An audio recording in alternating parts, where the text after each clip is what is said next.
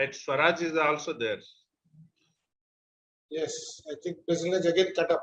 So Dr. Swaraj, now please just give the welcome speech, Dr. Swaraj. You are muted. You are muted. Please unmute yourself. Good evening, everybody. Actually, I welcome everybody to our awareness program, 8th one today about the visual field. And I make it over to our president. Can you hear me, sir? Thank you, Dr. Swaraj. Yes, Swaraj, I can hear you. Over Thank to you our very much president, for for the welcome speech. Sure.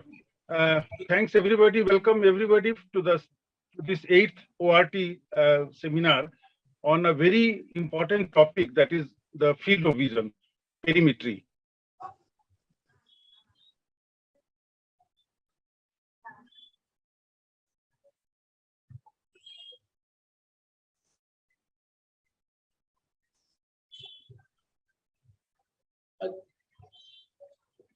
Dr. Swaraj, you take over. I think he's traveling.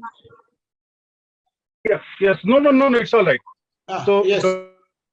Popular perimetry is concerned, and let me tell you, long back, I had many confusions about the interpretation of perimetry, and it was your book which cleared so many misconceptions.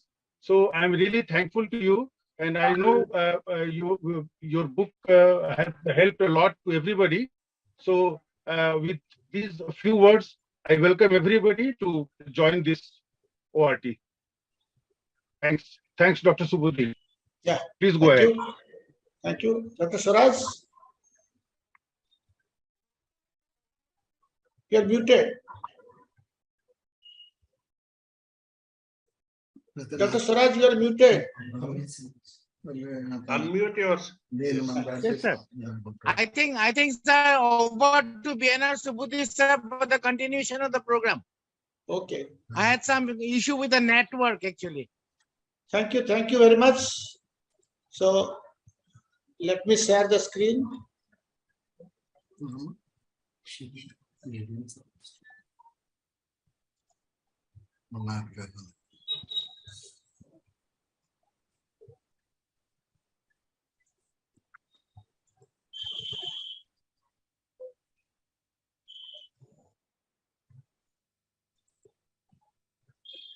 Am I visible? Yeah, visible. Okay. Thank you very much, Dr. B.N. Gupta, our President, EIZOC, Dr. Swaraj Bhattacharya, Secretary, EIZOC, to give you the opportunity to speak, to welcome all of you on behalf of our ORTS team. Today we have ORTS teaching series number 8. And as you know, we are continuing our glaucoma discussions in last 2-3 episodes. Today's speaker, Dr. G.R. Reddy, who will be speaking on the evolution of visual fields.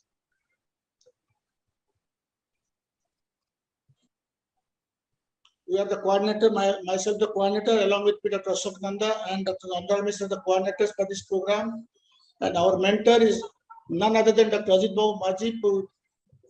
By the mentorship of Dr. Ajit Babu Maji, we are continuing this program since last, I think, 2 years in the Corona period also. So thank you very much, Dr. Ajit Babu Maji, guiding us in these programs. And our team, EIZOC team, Chairman Scientific Committee, Dr. Sabyasachi Patnaik, President, Dr. B.N. Gupta, and Secretary EIZOC, Dr. Swaraj Bhattacharya, all throughout are helping for organizing this program and continuous programs since last few months. Today's speaker is a well-known speaker, Dr. G.R. Reddy. Everybody knows he is the glaucoma field. To tell very briefly something about him, is at present the Chairman, G.R. Reddy Eye Hospital, Tadpalligudem, Andhra Pradesh. He is presently the Director and Chairman of the G.R. Reddy Eye Institute, a tertiary care center. He is an excellent clinician and keen academician. He received 2 gold medals in his MBBS career at Andhra Medical College, Visakhapatnam, and did his post-graduation at the PGIM at Chandigarh, and was awarded the first order medal in his MS examination too. Since then, he set up his private practice in his native place of Tadpalligudem. he always believed that learning is a continuous process. His interest in glaucoma and the void in the understanding visual fields made him to bring out the book, Practical Guide to Interpret Visual Fields, which is published by J.P. Brothers. This book is written in very simple language and often immense help to postgraduates, fellows, and practitioners. He was conferred with Maleshwara oration in 2009 by APOS, Andhra Pradesh Ophthalmology Society, Outstanding Service in Prevention of Blindness by Asia Pacific Academy of Ophthalmology 2018, and he received the Lifetime Achievement Award by AIOS in 2021, a great honor. He was elected the Vice President of APOS, Andhra Pradesh Society in 2019. He also serves as a member of the FICO Advisory Board Glaucoma. He is the founder of the Jaya Subha Charitable Eye Trust, through which he has done tremendous amount of community work, including numerous projects in his state. His wife, Mrs. Lakshmi, is of great immense help and support to him. His son, a popular surgeon, Dr. Sandeep Reddy, and daughter, Dr. Joy Madhuri, have been inspired by him and choose ophthalmology their career. So his son, a trained veterinary surgeon, along with his wife, Dr. Spurti Reddy, joined his private practice to continue the good work, a family of ophthalmologists. And I don't know whether a family of glaucoma specialists, I don't know, because Dr. Sandeep is a veterinary specialist, but he does wonderful cataract surgery too. So with these few words, I welcome Dr. Ramchandra Reddy sir to our this ORTS program to keep us engrossed for 1 hour. So with this, we have got the panelists, Dr. Sahinur Tayeb, from a glaucoma consultant from Guwahati, Dr. Amarkanti Chakma, the HOD Tripura Medical College, and also Joint Secretary all Tripura Ophthalmology Society, Dr. Maitri Das, for the famous glaucoma specialist of Kolkata. She is a senior glaucoma consultant, Eye Research, Eye Foundation Research Center, Kolkata. Joint Secretary, Prafullah Sharma, Dr. Prafullah Sharma is the Shankardeva Netralaya Guwahati faculty. He was there. Now I think he's having his own practice. Dr. Deepak Chaudhary is assistant professor at MKC Medical College, Barampur. And today's moderators being Dr. Amit Raj. Dr. Amit Raj, the additional professor at AIMS Patna, and Dr. K.C. Tudu is the professor of ophthalmology at the BSS Medical College, Burla. So along with them, we got today more than 10 postgraduate students to interact with our speakers, panelists, and moderators. So Dr. Vishwanath Sahu, Dr. Arita Sankha, Dr. Saranya, Dr. Priyanka Janna, Dr. Juhi Gupta, Dr. Pravalika, Dr. Subhasri Prusti, Dr. Shreya Chakrabarti, Dr. B. Pravina, and Dr. Amit Bidasera. They all belong to the eastern states. But, however, I would like to inform you all that some of them are first-year, post-year students, so probably they may not be ready to answer your questions because visual fields really is difficult to understand thing. So Dr. Reddy, I think he will explain you in a nice way and simple way, so that all of us can understand very well the visual fields. So with these few words, I welcome you all, even all the viewers and the participants in this webinar. So now it is over to Dr. J.R. Reddy sir for your nice and wonderful speech today. Let us hear to you. It's over to Dr. J.R. Reddy. Thank you, sir, for your kind words. And really thanks to the organizers for inviting me to this webinar to talk with the residents. Now you are able to see the screen. Good. Yeah, we are able to see.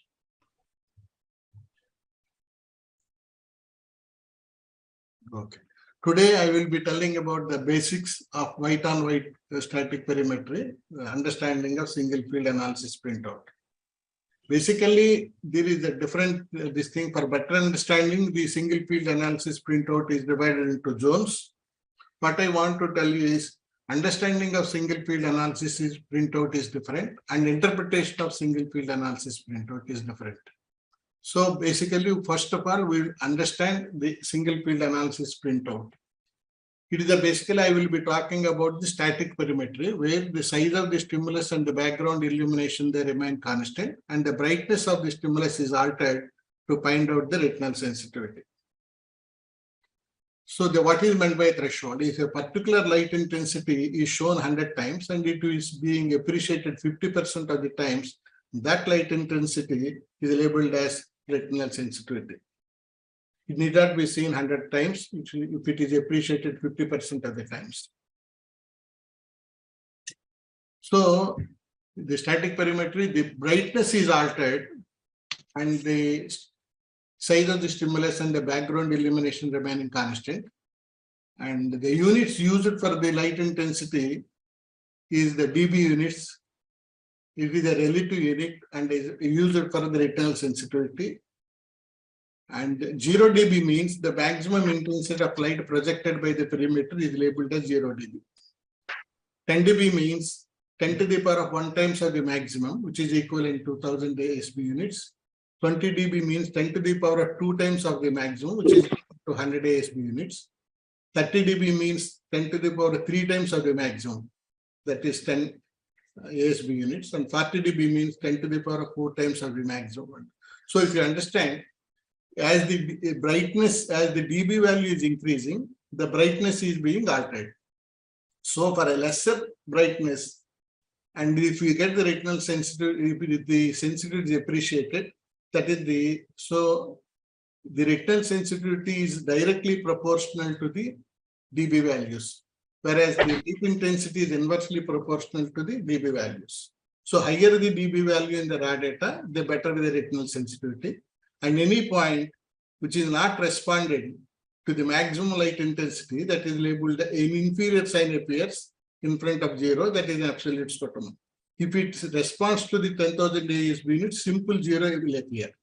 So basically, we are using, because if the same absolute scotoma, if it is expressed in ASB units, it has to be written as 10,000 ASB units and it occupies use space, and it also gives as if the retinal sensitivity is very high. That is the reason why the retinal sensitivity is expressed in dB units. And any threshold test, we use the threshold test for glaucoma. Any threshold test will have two components, where we test and how we test. And where we test is the point pattern, how we test is the testing strategy. Basically, the testing strategies are older strategies, full threshold and fastback. Nowadays, now we are not using full threshold and fastback, and we are using the new strategies, SETA standard and SETA fast. With the 50% of the time of the full threshold for SETA standard, it is giving almost a reliable field, and 50% time of the fastback, the SETA fast is giving relatively good reliable fields. That is why we are now using SETA standard and SETA fast. And whenever you want to know the exact retinal sensitivity, we use SETA standard. In glaucomas, where are chloroquine toxicity, where we want to know the exact retinal sensitivity, where you want to know the pattern of the field effects, like for example, neurological conditions, you can straight away use SETA fast. Or sometimes the patient may not be able to do older patients. In those patients, we can use SETA fast. Now coming to the point patterns, what we use in glaucoma, the 30-2, 24-2, 10-2, and 24-2C and macular program. So if you see that 30-1 means a set of points, they lie on horizontal and vertical axis. And here we don't see in 30-2, where the 2 stands for the no points on horizontal and vertical axis. And the distance between, and we use always 30-2, 20-2, 24-2C, 10-2 macular program. And here no points will lie on horizontal and vertical axis. The distance between point to point is 6 degrees. And the distance between the axis and the point is 3 degrees. Coming to the 30-2, it will have 76 points, and the 30 stands for the radius, central being the fovea, on either side 30 degrees, and 76 points are distributed, and there is a bare area of 3 degrees where there are no central points in the bare area in the central 3-degree circle. Whereas 24-2 is nothing but 30-2. If you see, the outer set of points are eliminated, keeping except the 2 nasal points, and becomes 24-2. and with 54 points, and the remaining the same components that are 6 degrees and 3 degrees. And because there is a huge bare area, in order to not to miss glaucoma starting within the central areas, the new point pattern they made, and additional 10 points are created within the 10-degree circle. Still, there are no points within the 3-degree circle. So in 24-2, there are 54 points plus these 10 points will become 64 points. Only this point pattern is used because we not to miss any glaucomas within starting within 10-degree circle. And coming to the 10-2, that means the 10-degree radius and center being the fovea, and see two because it is two no points on horizontal vertical axis. The distance between point to point is 2 degrees, and the distance between point and axis 1 degree. So we're almost testing up to 1 degree up to fixation. So whenever we want to know the foveal sensitivity, we have to do 10-2. Till we do 10-2, we should not comment on the foveal sensitivity. Never comment foveal sensitivity by 24-2 or 30-2. And this is the macular program. Macular program is again is nothing but 10-2. The points within the 3-degree circle, the 16 points in the 3-degree circle area. The macular program is used for to know the in advanced glaucomas to know the foveal sensitivity with either size 3 or size 5.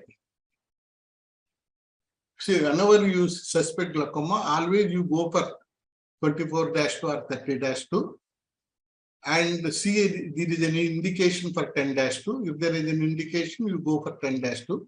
You see, in 10-2, these points are not tested. These points are not tested. You see, this is 1 point. The 68 points, only the 4 points are being tested twice. And the points, these 12 points of 24-2, because they are tested in 24-2, they are not tested in 10-2. Only the points on the 3-degree circle, they are tested twice. So now with this background, now we will go to the field analyzer. The field analyzer not only measures the retinal sensitivity, it analyzes the raw data, what it measures, because the normative data is stored in the field analyzer. Normative data for each age group, for each point pattern, for each strategy, the normative data is stored, and it compares with the normative data and gives the stat pack analysis. With the help of stat pack analysis, it gives the single field analysis printout. So we should know what are the indications in glaucoma. This for in a suspected stage to diagnose glaucoma, in an established case to set the target IOP, and to know advanced glaucoma how much field is retained. Optic nerve disorders, CNS disorders, and drug toxicity and macular disorders. According to the indications, we have to set the target in these point patterns and strategies. And these are the strategies for glaucoma, already told. And these are the strategies. When we want to know the exact retinal sensitivity, go for SETA standard, SETA fast. And when you want to know only pattern, go for SETA fast. On full threshold and fast pack, nowadays we are not doing. The field analyzer for the fixation targets, the central fixation target, and the small diamond and the big diamond. Suppose in macular disorders, because he cannot concentrate, he properly cannot see the small fixation center or a small diamond, we can put the big diamond as a central as the fixation center. And sometimes if the patient is not able to do properly, then we ask for small diamond or big diamond instead of central fixation. There is an option to change the fixation centers. Again, there is an option to change the size of the stimulus. Normally, the size of the stimulus is always size 3. And in advanced glaucomas, we go for size 5, which is equivalent to the blind spot size. This is the size 5, which is 60 times larger than size 3. And always in the starting, from the starting, we should make the visual field analyzer fovea on. When the fovea is on, the light appears within the small diamond, and we educate the patient properly, and he sees the foveal light, and the foveal sensitivity will be known. And always we should do the foveal sensitivity from the beginning, so we will know whether the patient, once they properly understood the test or not. If the visual acuity is 6.6, the foveal sensitivity should be around 37, 38. So if it is foveal sensitivity is, suppose is 27, when the visual acuity is 6.6, that means the patient may not have understood the test properly, or we may not have given good correction for the near vision. So we will be knowing how the patient is doing. This is the pro forma for the visual acuity, the patient data, name of the patient name of the patient, refractor correction per year, what is the size of the pupil, and usually the size of the pupil should be around 3 millimeters, and if the size is more than 3 to 3.5, it is a dilated pupil, and if it is less than 3 millimeters, it is a small pupil.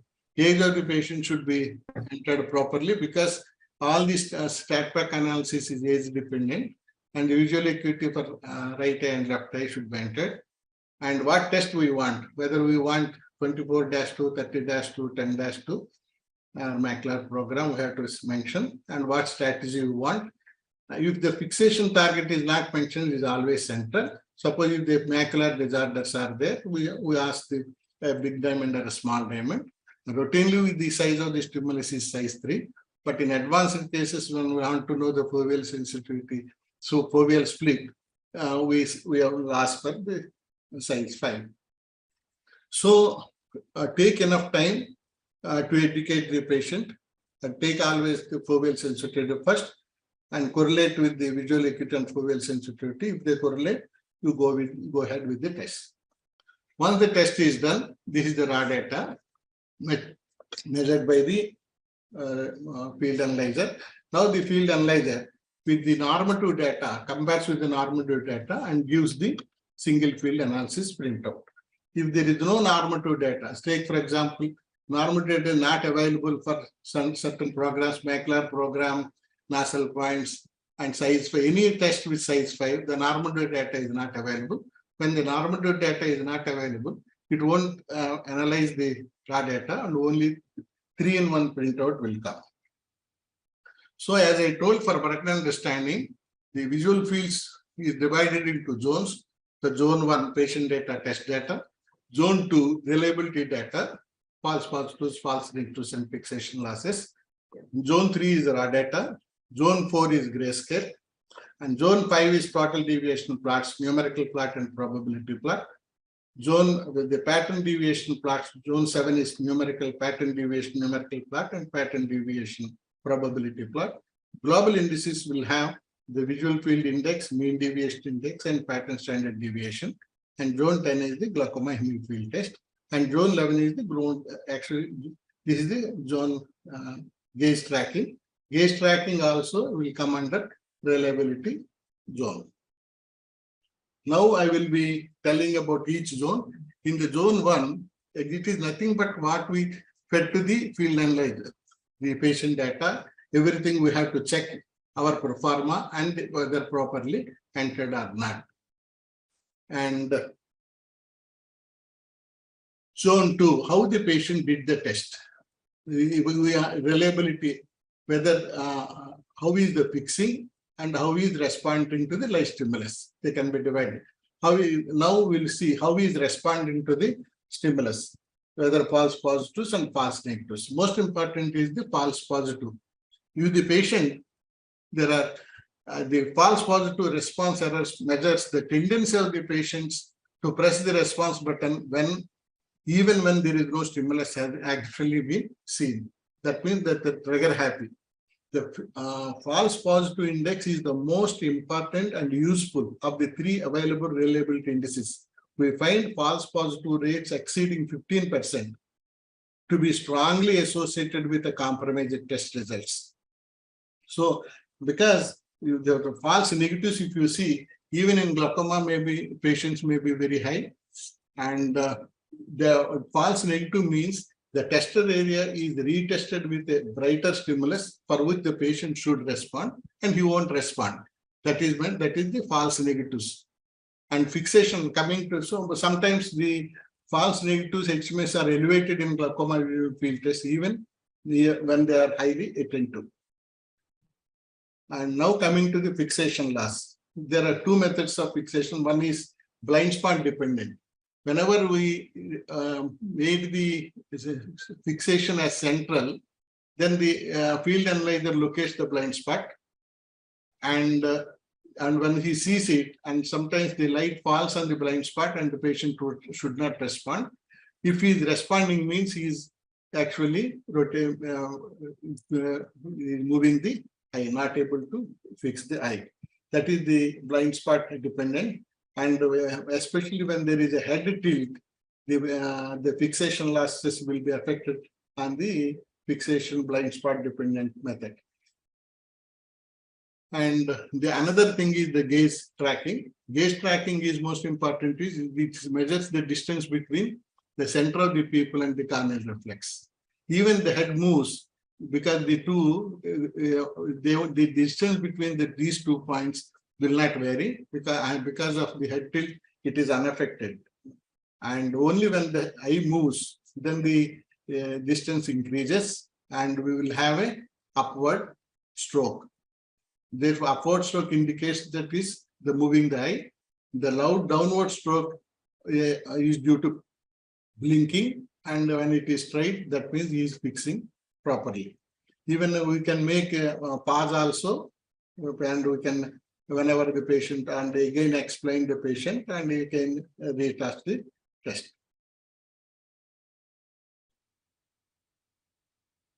So 100% fixation losses.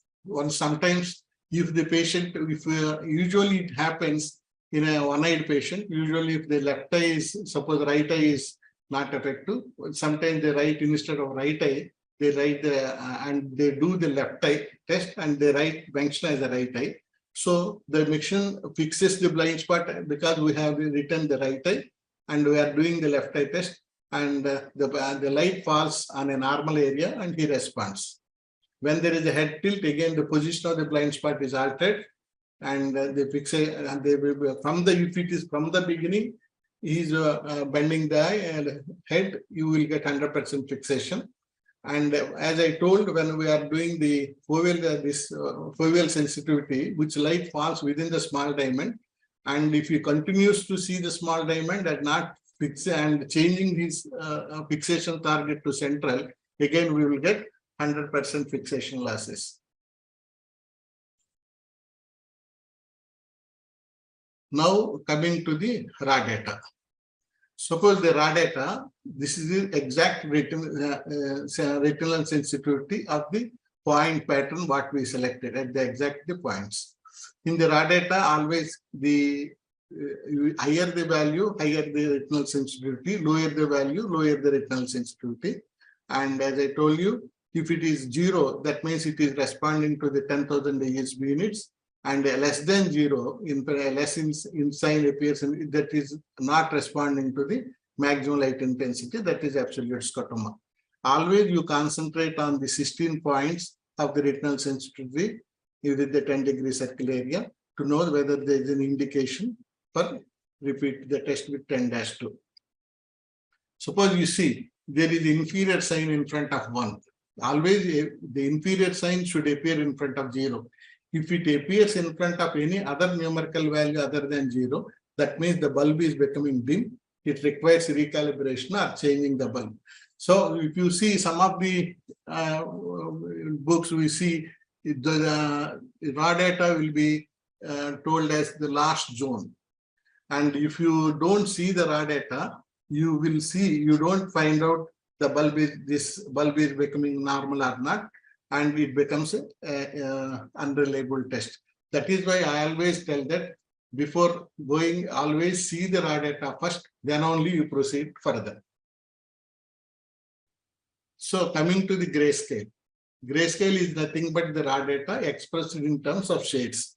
Like it is not stat pack dependent. Even the age of the patient is not, suppose wrongly entered. Still we can, the raw data can be evaluated and the grayscale also can be evaluated, because it is still this stat pack analysis starts from age dependent, starts from zone 5.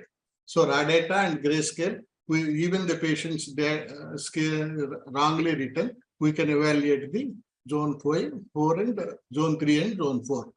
And the raw data, according to the retinal sensitivity, higher the retinal sensitivity, better the shade. As the retinal sensitivity is decreasing, the shade, black shade appears. This is the black is absolute scotoma. And you see the main advantages of the grayscale is the enlargement of the blind spot is better appreciated in grayscale than in any other component.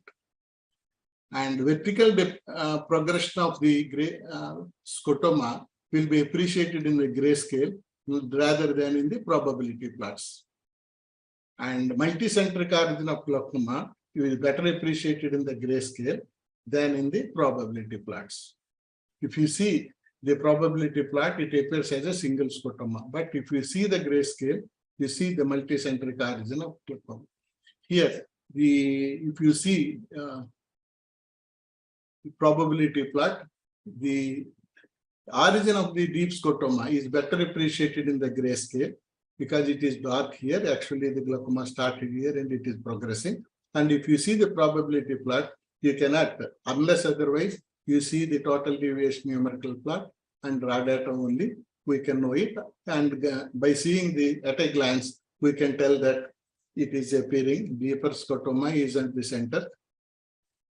And the main disadvantage of the grayscale is normally the central area, within 10 degrees, the retinal sensitivity is very high and the shade is very bright shade. And the peripheral is around 35 to 38 and all. Here around 29, so 29 to 30. When compared to the peripheral zone, the central area is a bright area. So any superficial early changes within 10 degrees, it appears as if it is normal, because because the most important thing in the central area, the brightness should disappear. Then only if you concentrate. Otherwise, you think that there is no scotoma. The disappearance of the brightness in the central area, that is more important. And the changes in the probability plot appears early in the central area than in the grayscale. So in grayscale, if you do not know this point, you are likely to miss the superficial scotomas because it appears as if it is normal. That is the one disadvantage of the grayscale. As I told you, the fixation, 100% fixation, we can appreciate in the no blind spot because wrongly marked eye. The patient not shifted from small diamond to the central fixation. The blind spot is downward fixation. And the head position, and if they keeps from the beginning, the 100% fixation, the head tilt is from the beginning, the 100% fixation losses is there. So otherwise, you see high fixation losses with a normal position of the blind spot. Now coming into the total deviation numerical plot. Total deviation numerical plot is nothing but raw data expressed in terms of deviation from normal values. So it exactly at each point, what is the loss of retinal sensitivity at each point. So total deviation numerical plot, can we have 3 groups. The group with no sign in front of it, that is the retinal sensitivity better than it is this is normal field of vision, and above are better than normal points. So no sign in front of it, that is the points with better retinal sensitivity. 0 means 0 deviation from the hill of vision, slope of hill of vision, 0 deviation. And minus appears in front of if there is a loss of retinal sensitivity, then the minus appears. How much loss is there, how much it is deviated from normal. So If the minus, higher the minus value, higher the loss, lower the minus value, they are nearer to the slope. So we have three groups. And so take for example, this is the raw data. Measured retinal sensitivity is take for example, it is 30. The normative data is 30. This is 30. Normative data is also 30. Measured retinal sensitivity is 30. So there is no deviation. It is zero deviation. Suppose here 29 is the measured retinal sensitivity and 33 is the normative data. So the deviation is -4. So this is a 29 measured retinal sensitivity, normative data 33, deviation is -4. Here 31 is the measured retinal sensitivity, 31. Normative data is 30. So it is better than 1. This is the without any sign in front of it. So that is the total deviation numerical plot is nothing but raw data expressed in terms of deviation from normal values. And you should know we use the words frequently, edge scotomas. Edge scotomas means outer set of points. They are known as edge scotomas. Best sensitivity point of TDNP. So you arrange all the numerical values of TDNP, including every better than normal or no deviation and the loss of retinal sensitivity according to the best retinal sensitivities. They are arranged in a chronological. Highest best is 3 in this case. Then 1, if it is 1 is there, if this is 1, then zeros. Any number of zeros, you put it all the zeros and -1 and -2 in a chronological order. That is this is the best retinal sensitivity point. This is the worst retinal sensitivity point. And this is the 7th best deviation point. While calculating the 7th best deviation point, the most important thing is the edge scotomas of 30-2 are not considered. You should know because in edge scotomas of 30-2 will not be considered in number of while calculating the best retinal sensitivity. It is not considered. It is not considered in glaucoma hemifield test. It is not considered when you are calculating visual field index. It is not considered in Anderson's criteria. So all these things, the edge scotomas are not considered in 30-2. That is why most of the times we select 24-2 instead of 30-2. So now you understood what is the 7th best deviation point, what is the best point, and what is the worst point. Now, this is the now we know this is the loss of retinal sensitivity plot normally, if you strictly speak, but the zero means normal point. There is no deviation. But a 0 in raw data is absolute scotoma. A 0 in total deviation numerical plot is normal. There is 0 deviation. And now we know the depth of the scotoma at each point in total deviation numerical plot. Now it is converted into a scotomatous form depending upon the p-value. P-value means how commonly is seen this retinal sensitivity in general population. If it is seen 5% of the normal population, or this sensitivity is being normal only in 5% possibility of being normal. And this symbol is given. If it is seen in 2% of normal population, this symbol is given. If it is seen in 1% of normal population, this symbol is given. If it is seen in 1 in 200, the black square is given. So if you observe, -7 is also a black square, -8 is also black square, -12 is also black square, -34 is also black square. So by never assess the depth of the scotoma from the total deviation probability plot or by seeing a black square. Black square only will tell that its p-value is less than 0.5%. And a black square in the probability plot does not mean that it is an absolute scotoma. It only means that its p-value is less than 0.5%. Never come to a conclusion about the foveal split from 24-2 or 30-2. And always you go for 10-2 and see if the 10-2 in within 3 degree circle, if the gross retinal sensitivity is there, then only you go for say that there is a foveal split. So this is the most important thing is the p-values are not calculated for better retinal sensitivity points, because even the better retinal sensitivity points are also not commonly seen, but we see the retinal p-value is calculated for the loss of retinal sensitivity point, not for the better retinal sensitivity points. Now, this is the total deviation probability plot. Total deviation probability plot gives the extent and the pattern of the field effect. In the grayscale, it is appreciated in the grayscale. This is the raw data. This is the grayscale appreciated in the pattern deviation, the total deviation numerical plot, and appreciated in the total deviation probability plot. So the extent and the pattern of the field effect is known in the total deviation numerical plot. And if you see the total deviation and pattern deviation plot, probability plots, they look similar in a localized scotoma. In a localized scotoma, both plots are looking similar. And when there is a uniform generalized depression, the cataract, the pattern deviation plot is normal. There is no scotomas in the pattern plot. Take, for example, in this patient, now, we know why the pattern deviation numerical plots are created. Take, for example, this is a known patient of cataract, and because there is in cataract, there is loss of retinal cells more than 8 dB, all the points are represented by black square. And this take, for example, in this patient, there is a deep scotoma.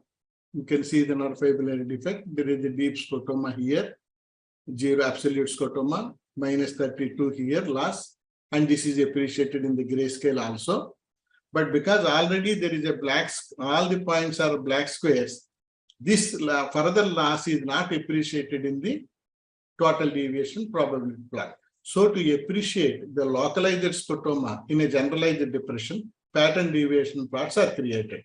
So one should be known very clearly why the pattern plots are created. Pattern plots are created to highlight the localized scotoma in a generalized depression, which is being appreciated in the raw data, appreciated in the total deviation numerical plot, appreciated in the grayscale, masked in the total deviation, total deviation probability plot, and highlighted in the pattern plot. Take, for example, another case with a cataract with a glaucoma. Because of the cataract, the total deviation plot is all black squares. And if you see, there is a localized deep scotoma here, and deep scotoma here, deep scotoma here, but masked in the total deviation probability plot in a generalized depression, and it is highlighted in the pattern plot. So, to highlight the localized scotoma in a generalized depression, pattern deviation plots are created. Suppose this is the patient of cataract, develops a neurologic homonymous hemianopia. So homonymous hemianopia is appreciated in the raw data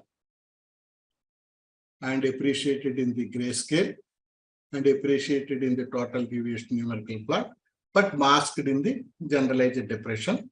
And in a pattern plot, this homonymous hemianopia, localized scotoma in a generalized depression, it is highlighted.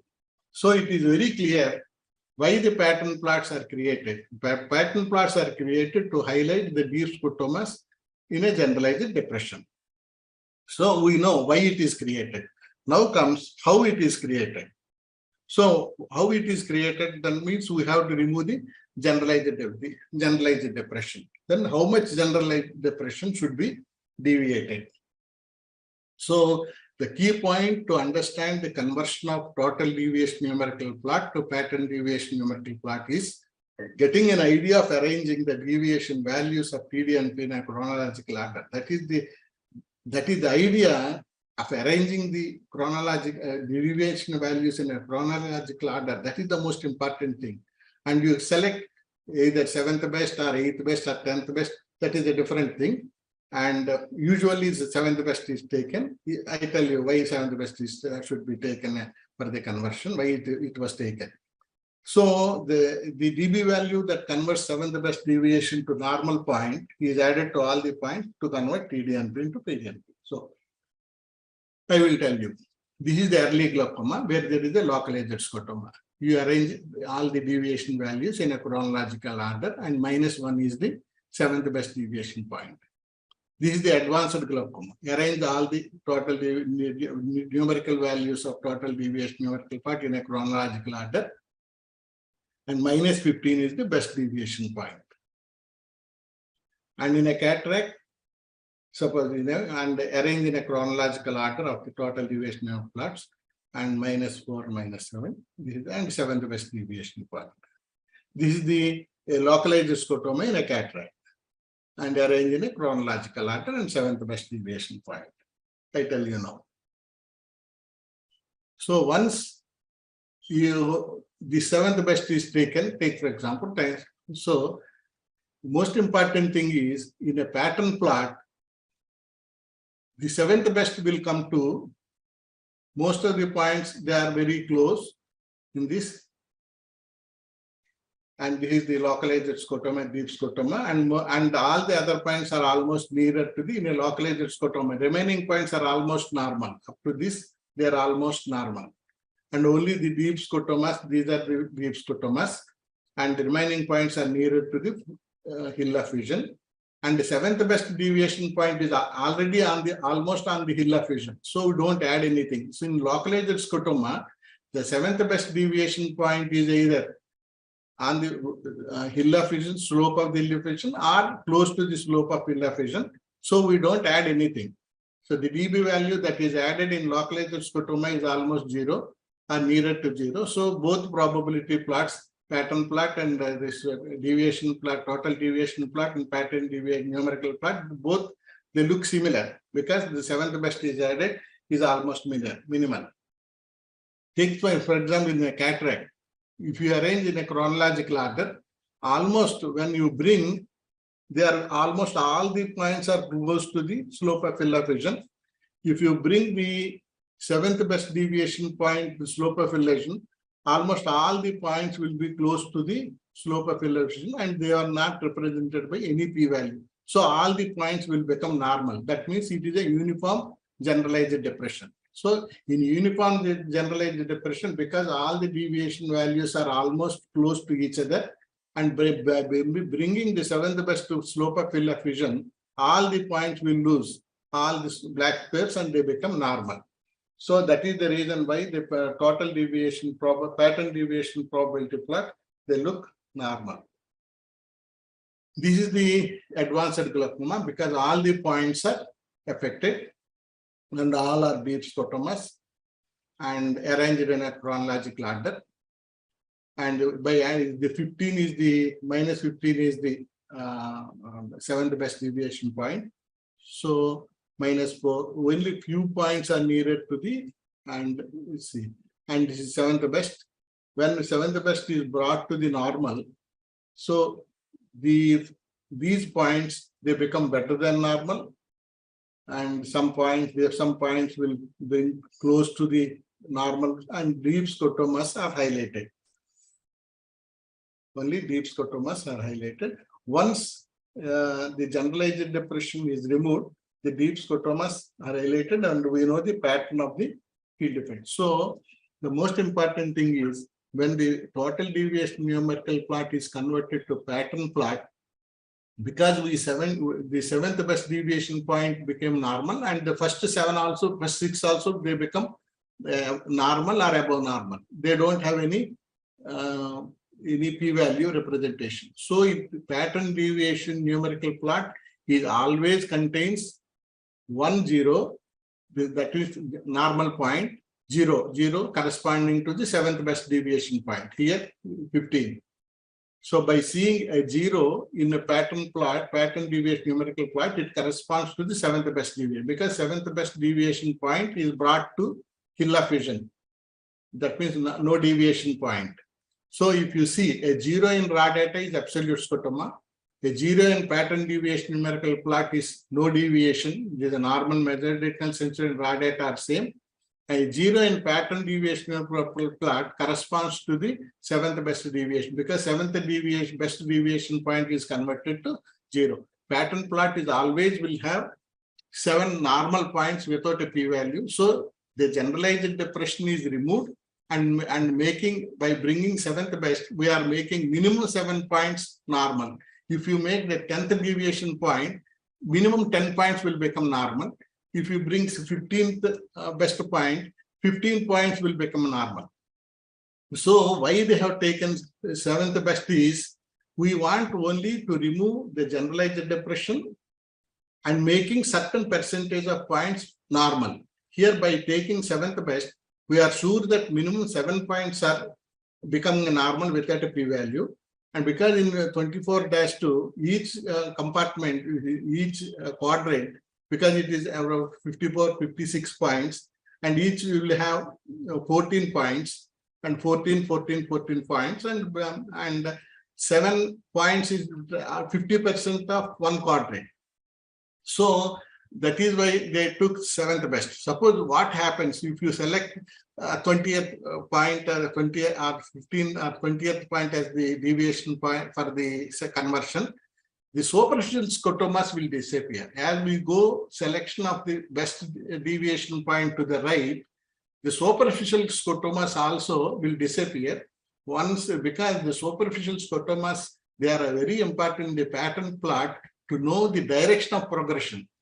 So we know the direction of progression of the field defect by seeing the superficial scotomas in the pattern plot, because they are the recent origin. So on the whole, they take the 7th best deviation point and not going further to the right, only to see that the superficial scotomas to be appreciated. And coming to the false positives in this case, high false positives, this is the only condition where the pattern deviation probability plot will have more number of scotomas than the total deviation numerical probability plot. Why? Because if you see, if there is almost is a trigger happy patient, the retinal sensitivity is very high, see 20, 19, better than normal, only 2 points showing loss of retinal sensitivity. If these 2 points are not there, it appears as if it is a raw data. So 7th best deviation point is a plus 18. Now we add minus 18 to bring the 7th best deviation. So these are all 7th best deviation point, this one. To bring the 7th best deviation point to normal, we decrease the retinal sensitivity by 18 dB. So the retinal sensitivity is decreased in pattern deviation numerical plot, and so we are seeing more scotomas. Whenever you see more scotomas in the pattern deviation probability plot, the false positives will be high, and the best deviation by 7th best deviation point will be on the plus side. So with this, this is actually, when you see a field defect, there is a quantitative analysis and a qualitative analysis. Now we finished the quantitative analysis, the probability plots, total deviation probability plot, pattern deviation probability plot, and the grayscale. This is the quantitative analysis. What is the extent of the field defect? What is the location of the field defect? What is the pattern of the field defect? Now coming to the qualitative analysis, that is the numerical values. We have the global indices, mean deviation index, pattern standard deviation, visual field index, and the glaucoma hemifield field test. As you know, in ophthalmology, in glaucoma, we have early localized field defect and advanced field defect, a cataract, and a cataract appearing, glaucoma appearing in a cataract. And these indices are developed. Take, for example, one should have a clear-cut knowledge about the hill of vision. Hill of vision, you know that fovea is the highest, and as it goes to the periphery, the sensitivity decreases in a slope, smooth slope. And this is the contour. What we say, this is a contour, and this is the height of the hill of vision. So the two indices are developed. One indices to say the contour, that is PSD, and another is change in height of field of vision. See, in a localized scotoma, there is a change in contour, and as the glaucoma advances, all the irregular, and there is all the points are involved, and this is the irregular generalized depression. In cataract, this is the uniform generalized depression. So in uniform generalized depression in a cataract, still it is smooth. So PSD is non-significant. And in the early localized scotoma, see, this is the localized scotoma. When it is this localized scotoma, the loss of retinal sensitivity at these points are made into mean of all the points. See, mean of all the points and expressed as the change in height of field of vision. And that is the mean deviation index. This is the mean deviation index. In a localized scotoma, the mean deviation index will be non-significant because this loss is distributed to all the points. So basically, there are two units, one for the contour of field of vision is PSD, then change in height of field of vision is mean deviation index. So mean deviation index is developed from total deviation numerical plot. It is the, in general, it is the average of all the points, whether it is zero deviation or better than normal. All the points are the summed up and divided by 54 gives the mean deviation index. So the mean deviation, understanding of the mean deviation index is very, very important. In a localized scotoma, how you understand mean deviation? In irregular generalized depression, how we understood mean deviation index, and uniform generalized depression, how you understood mean deviation index. Suppose take for example, this is a localized scotoma. And this is the localized scotoma, and the mean deviation, it is the average of all the points. So the mean deviation is minus 3.84. But if you see the localized scotoma, there are 26, minus 26, minus 9, minus 10, minus 10. This scotoma, the loss is expressed as minus, so minus 3.84 dB. So in a localized scotoma, always mean deviation is less than what it should be, because this loss is expressed as the mean of all the points. So under this is very, very important when we consider the progression. Suppose a localized scotoma, the mean deviation is changed from minus 3 to minus 5. It is actually not minus 2. It is huge. It is almost minus 8 because this localized scotoma is distributed, the loss is distributed all the points and expressed as mean. So change in mean deviation in localized scotoma, we should be very careful. Now, not only the extent of the field effect, we should always see in a mean deviation, you should always see the origin of the field. So take for example here, the glaucoma, you should always see here the localized scotoma. The localized scotoma started from the center, and instead of here it is started from the periphery.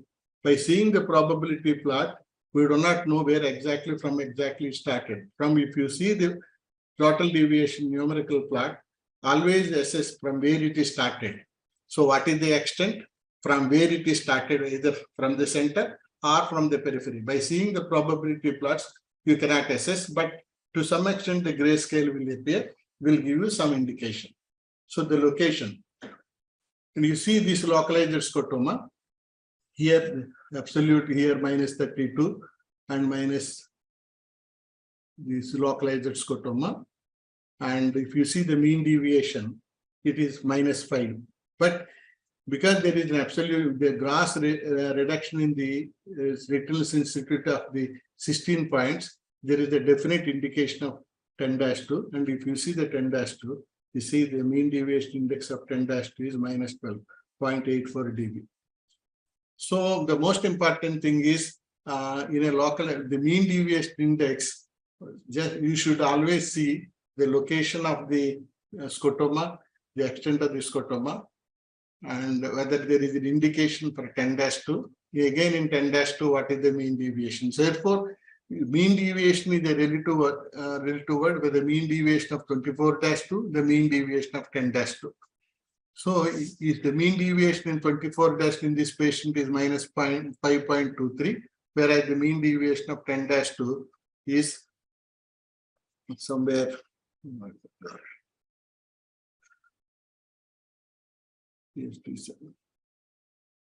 Not able to see. Okay. And this patient, the mean deviation is minus 4. So here the mean deviation is minus 5. So what grading of the glaucoma on the basis of mean deviation index is questionable. So always the location of the scotoma is also very, very important. So when you ask the mean deviation index is -5, you should always ask what is the location of the scotoma. So grading of the scotoma, glaucoma only simply on the basis of mean deviation index is unreasonable, and you should always see from where exactly it is located, the scotoma. So that is the concept about the mean deviation index. Whenever you see mean deviation index, you should know what is the extent of the field effect, what is the location of the field effect, where is the origin of the deep scotoma. All these things you have to consider. And when the generalized depression, then the mean deviation index to some extent it correlates with the loss of the retinal sensitivity. When it is uniform generalized depression, the mean deviation and the value always corresponds, because this is a uniform depression and the mean deviation index and it almost correlates with the average of all the points. The mean deviation index -7 means all the points are represented with -7. That is the understanding of the mean deviation. If the mean deviation is -3, all the points in the total deviation numerical plot are -3. That is the understanding of the mean deviation index. Now, that is about the mean deviation index. Now coming into the pattern standard deviation. That is the index that is representing the contour of field of vision. If there is a very localized scotoma started, so the contour is affected. So they developed one index to represent the contour, that is PSD. PSD is developed to pick up early localized field effect, which is a hallmark of glaucoma. So to pick up early localized scotoma, the PSD is developed. It does not carry any sign in front of it. Usually the mean deviation can be either plus or minus. In false positives, it will be without a sign, and in when there is a loss of retinal sensitivity, it is represented as a minus. Whereas PSD, whether there is irregular or no irregular, so there is no sign in front of it, and PSD does not tell, it is not the index to tell about the depth of the scotoma or the severity of glaucoma. It is only to pick up early localized field effect. Take, for example, this patient in a localized scotoma, mean deviation is -8 and PSD is no sign in front of it and 10.3. And glaucoma is still more advanced. So the mean deviation is -15.64 and PSD is 14.05. And still more advanced. The mean deviation became 25, but PSD started decreasing. Why? Because, see, this is the early localized scotoma. The PSD is significant, mean deviation is not significant, because when it is converted into average of all the points, the mean deviation index is very minimal. And so mean deviation index in early glaucoma, it is non-significant. That is the reason why in Anderson's criteria, mean deviation index is not included. In a and PSD is included, in glaucoma hemifield test is included, and mean deviation is not included because the mean deviation index in early localized scotoma is insignificant, because when it is converted into the mean of all the points, the mean deviation is non-significant. So in established glaucoma, there is irregularity still more there. So PSD and mean deviation both are significant. In advanced glaucoma, all the points are now becoming absolute scotoma, the irregularity is lost. So mean deviation will be very high, but PSD will be non-significant. So most important point is the PSD is developed only to pick up early localized scotoma. It has value in a glaucoma suspect. Once it is established case of glaucoma, we don't give much importance to the PSD. But what is the PSD? In advanced case also it is non-significant.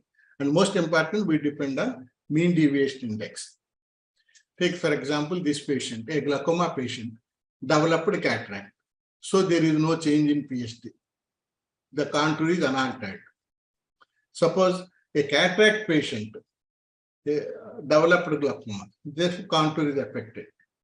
The PSD is significant. Take, for example, this is the patient, a cataract patient, and this is the cataract.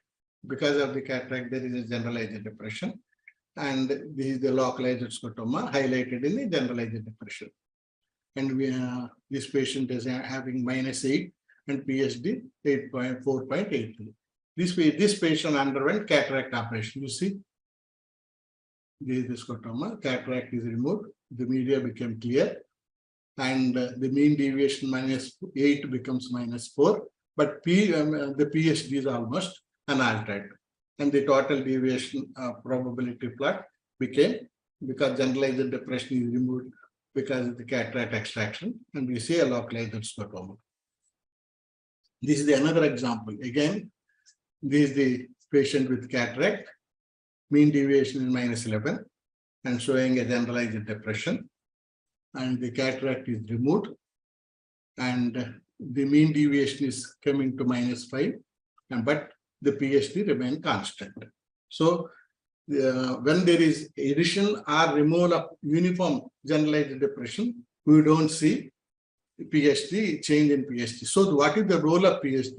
The role of PSD for diagnosis, and the PSD is significant. That means there is irregular loss is there, and it's the hallmark of glaucoma.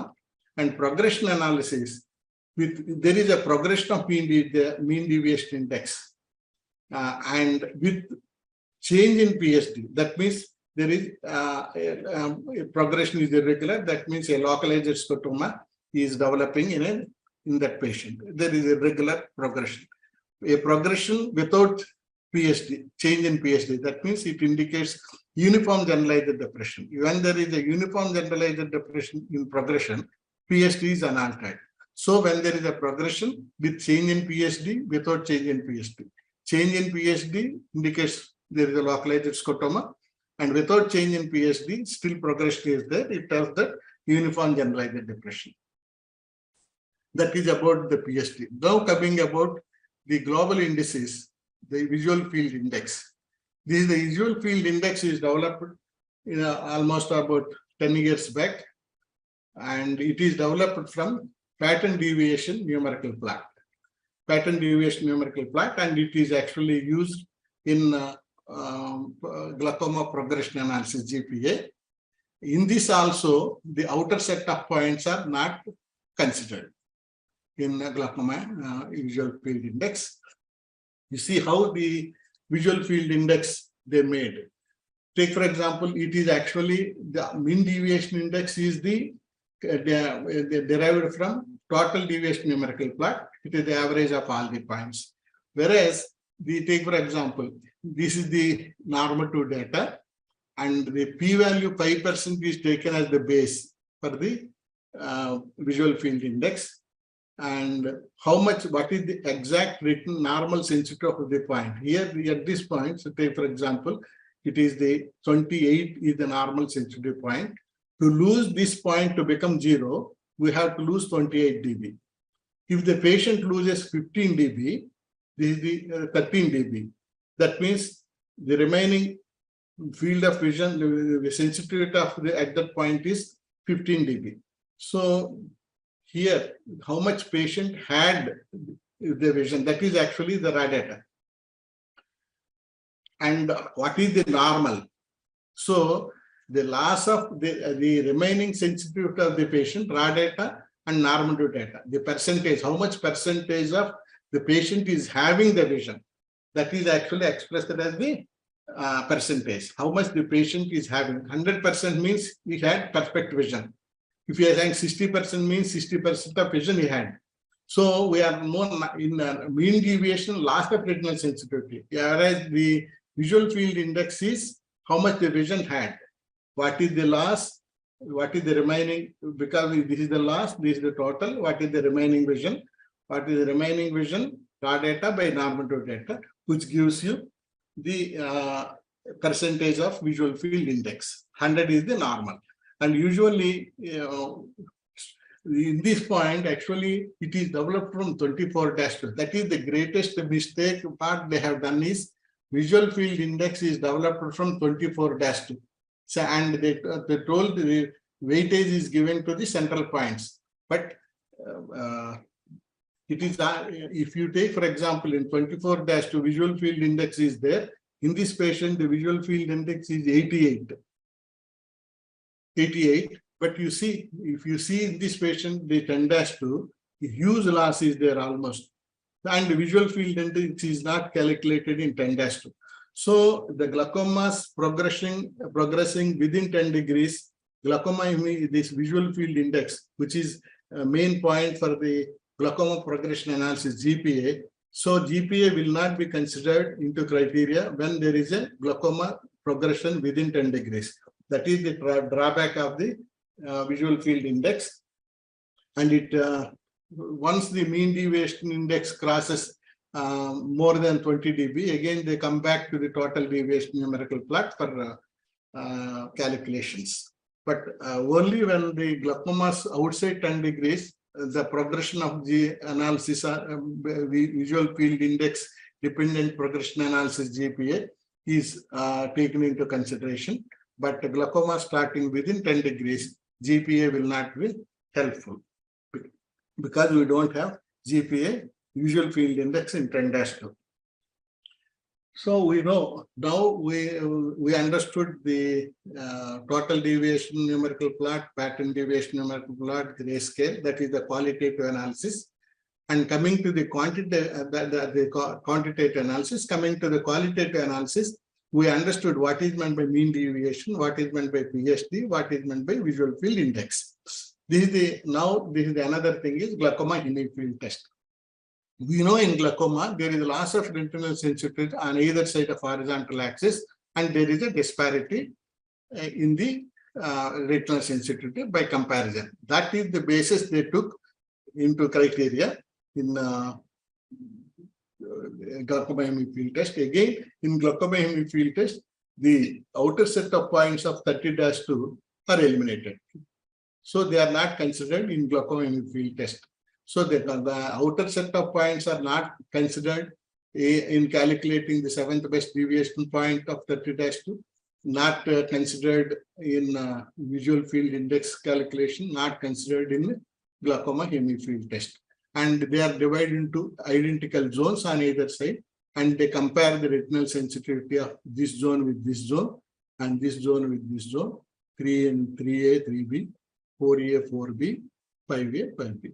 If because we expect the glaucoma more common, and these zones given rating, and the disparity is more, suppose the disparity is here and here high, the score will be less because we don't find the glaucomatous field defects in this area. So the main area, the scores are better given, and it is provided as borderline, outside normal limits, abnormally low sensitivity, abnormal high sensitivity, and within normal limits. So glaucoma hemifield test. Glaucoma hemifield test we only see when we suspect glaucoma. Once glaucoma is diagnosed, there is no role of glaucoma hemifield test. And that is why in 10-2 also, in advanced 10-2, you don't find glaucoma. So glaucoma hemifield test. So if you see basically the difference between 10-2 and 24-2, you see the black square is absent. The probability analysis is only up to 1%. 0.5% analysis is not there in 10-2. And glaucoma hemifield test is not calculated. Glaucoma visual field test is not calculated. And there is no blind spot. So whenever you see a 10-2, how to identify the size of the side, which side, whether it is the right eye or left eye. Because by seeing this blind spot, which is on the temporal side, so it is the right eye. If it is a blind spot is here, this is the temporal, this is the left eye. Because there is no way of identifying the side of the 10-2 unless otherwise we see the right eye. Only by seeing the eye only, we can know which eye it belongs. So with this background, now I will stop here. If anyone has any doubts, they can ask and we can have a discussion. And if they take, for example, this is the single feed analysis printout with SETA, the SETA standard. This is the full threshold. Full threshold, we will have the points tested twice, 10 points. Some of the points will be tested twice. And we have the short-term fluctuation, corrected standard deviation, the PSD. PSD minus short-term fluctuation is corrected fraction standard deviation. Full threshold, because and in full threshold we have the points as ratios, whereas in Seta standard and Seta fast, these two false positives and false negatives, they appear in a percentage. And I told you about the blind, no blind spot, no black square, no UTI, no visual field index, no glaucoma field test, and only by seeing the side only we identify this one. And this is the 24-2 Seta fast, where I told you the false positives and false negatives, they appear as percentage and fixation losses as the ratio. But in the Seta standard and Seta fast are faster, they appear as ratio, percentage, and this is the ratio. And this is the 24-2C Seta faster. See, some additional points are added within the 10-degree circle.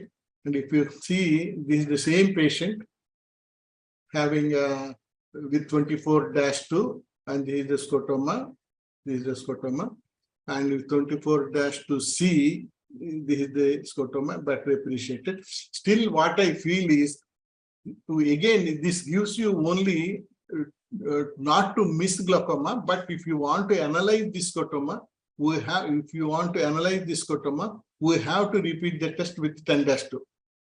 So if you know exactly how to evaluate the 24-2 for the indication of 10-2, there is no need to go for 24-C. Even in 24-C, within 3 degrees, there are no points. That is the mistake they did. They have not included any points within the 3-degree circuit. So we are not testing up to fixation. Even in 24-2, we cannot comment on the foveal sensitivity. We have to go for 10-2 to know. So the only thing is, even in this case, we don't miss. Once you see the here 15 dB loss is there, and within the 10 degree, you see this is the 19 loss. And if the 1 point is there within 24, within the 10-degree circle, we have to go for a 10-2. So if you know correctly the indications of 10-2, we go for, and so that is about understanding. Once coming into the interpretation always we should correlate with the fundus. Interpretation is entirely different. This we start with the probability plot. Is this scotoma is whether it is an artifact or not, we have to decide whether this scotoma is a glaucomatous or non-glaucomatous. If it is not an artifact, if it is not a glaucomatous, and if this field defect is correlating with the fundus, then we will analyze and never interpret visual fields in isolation. It always should be correlated. So most important, not knowing, even if you have correct understanding of visual field index, visual field printout, but you should always know how to evaluate the disc. If you cannot evaluate the disc properly, knowing the visual fields is useless. So basically, if you see the disc analysis, if you see the peripheral fibers, they enter the disc at this periphery. The mid-periphery means central fibers close to, they enter in the center, and close to the disc, they enter in the center of the disc. So center of the disc will have and the peripheral fibers at the edge, central fibers in the middle, and still more nearer to the disc, nearer to the and the edge of the cup. So most important thing is where exactly glaucoma started. If glaucoma starts at the periphery, we don't see much changes in the early. Almost disc appears normal because the central fibers, the edge of the cup will not be affected when the glaucoma started at the periphery. If the glaucoma, the notch will come once these fibers are involved. If these fibers are involved, notch won't appear. And at the maximum, sometimes we may see nerve fibular defect. And usually once the glaucoma spreads up to this point, then the notch, this nerve fibular defect appears. and still more increases, the notch also appears. It all depends on, so glaucoma disc evaluation depends on how exactly. Suppose take for example, this way, this is they are looking more paler when compared to this one. But if you see the field effect, this is also a gross field effect, the central degrees. Here the peripheral fibers are lost, in the central fibers are also lost. Here the glaucoma starting within the center, the peripheral fibers are still intact, and it gives you a good color to the rim. So the ISNT rule is the most important finding, clinical observation. That is the most important clinical observation in the field of ophthalmology. The disc, who made this, the inferior is more than superior, and the temporal, the nostril is more than temporal. And when this rule violates, it may be still normal. Only it violates up to 70%. In 30% of the disc, it still be normal. But whenever this rule violates, you should always evaluate the disc properly. When it is associated with the broad beta zone, we have to evaluate the disc properly. When it is associated with the disc hemorrhage, we have to evaluate the disc properly. So evaluation of the disc is very, very important. And once you evaluate, when you suspect glaucoma, then we will ask the rim. Here is a notch with a nerve fiber defect, and the nerve fiber defect is better appreciated in the red free light. So once you know the importance of Dear, can you show some fields and ask them which zones are affected? two slides. And some deviation.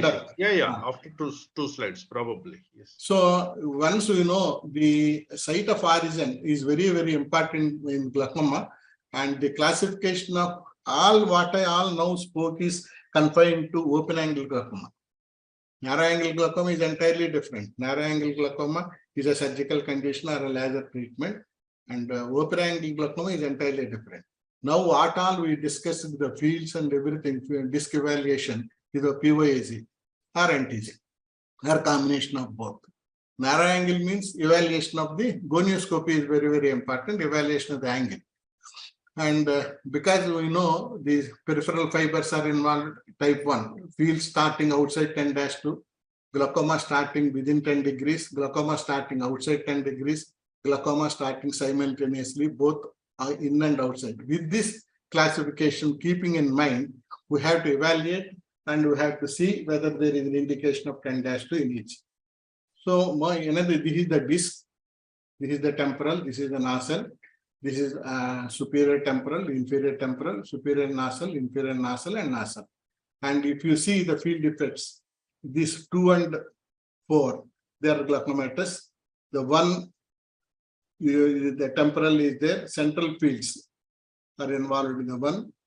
This nasal field is not common in glaucoma, and the nasal inferior and nasal superior, this is the field. They are more retinal disorders what we find. So we should know the disc evaluation and this site of origin of the field effects. And if you see the nasal, multi-layered retina in the center and the periphery, the retinal layers are not much thick. And to have a scotoma, if you see a scotoma here, that means there is a huge loss is there. 230 ganglion cell should be there to produce a black square. Here 35 ganglion cell loss is there for the black square, and here 10 ganglion cells. So if you see a black square in the within 10 degrees, almost the glaucoma started still long back. So in interpretation, all the glaucoma suspect, how we interpret in established case of glaucoma, how we interpret in advanced case of glaucoma, how we interpret is entirely different. Okay. Now I will show you in this case, glaucoma suspect. On the basis of a strong family history, there is a disparity is there. In this case, and glaucoma suspect, anyone can interpret the visual field in this case, can come forward and interpret. If you ask, I will tell you.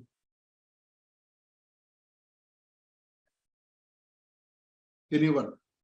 The glaucoma is suspected on the disparity and strong family history. And this patient came to me with anti-glaucoma medication. He's already on the medical treatment. How you analyze the scotoma and glaucoma suspect? In a glaucoma suspect, most important thing is you should always the reliability data, how the patient did the test. Here, the false fixation losses, false positives, and false negatives are all 100% perfect. And whenever you see edge scotoma, you always see the raw data and they are absolute. They are absolute scotomas. When there is an absolute scotoma, edge scotomas, it may be artifact. It may be rim artifact. And if you see, when it is corrected, no, sorry. I think I lost it. And it became normal actually. I lost it. Okay. Can you, I show you the two cases, established case. This is the nerve fibular defect, this is the notch, and this notch is corresponding to this. How you interpret this field, and this is also nerve fibular defect, and with this thing. Both are localized scotomas. And how you proceed, both are how you, in what is the importance of visual field in established case of glaucoma? Once the suspected case for diagnosis.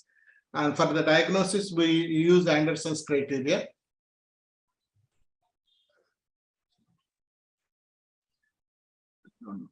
Anderson's criteria, I don't know where I put. Okay.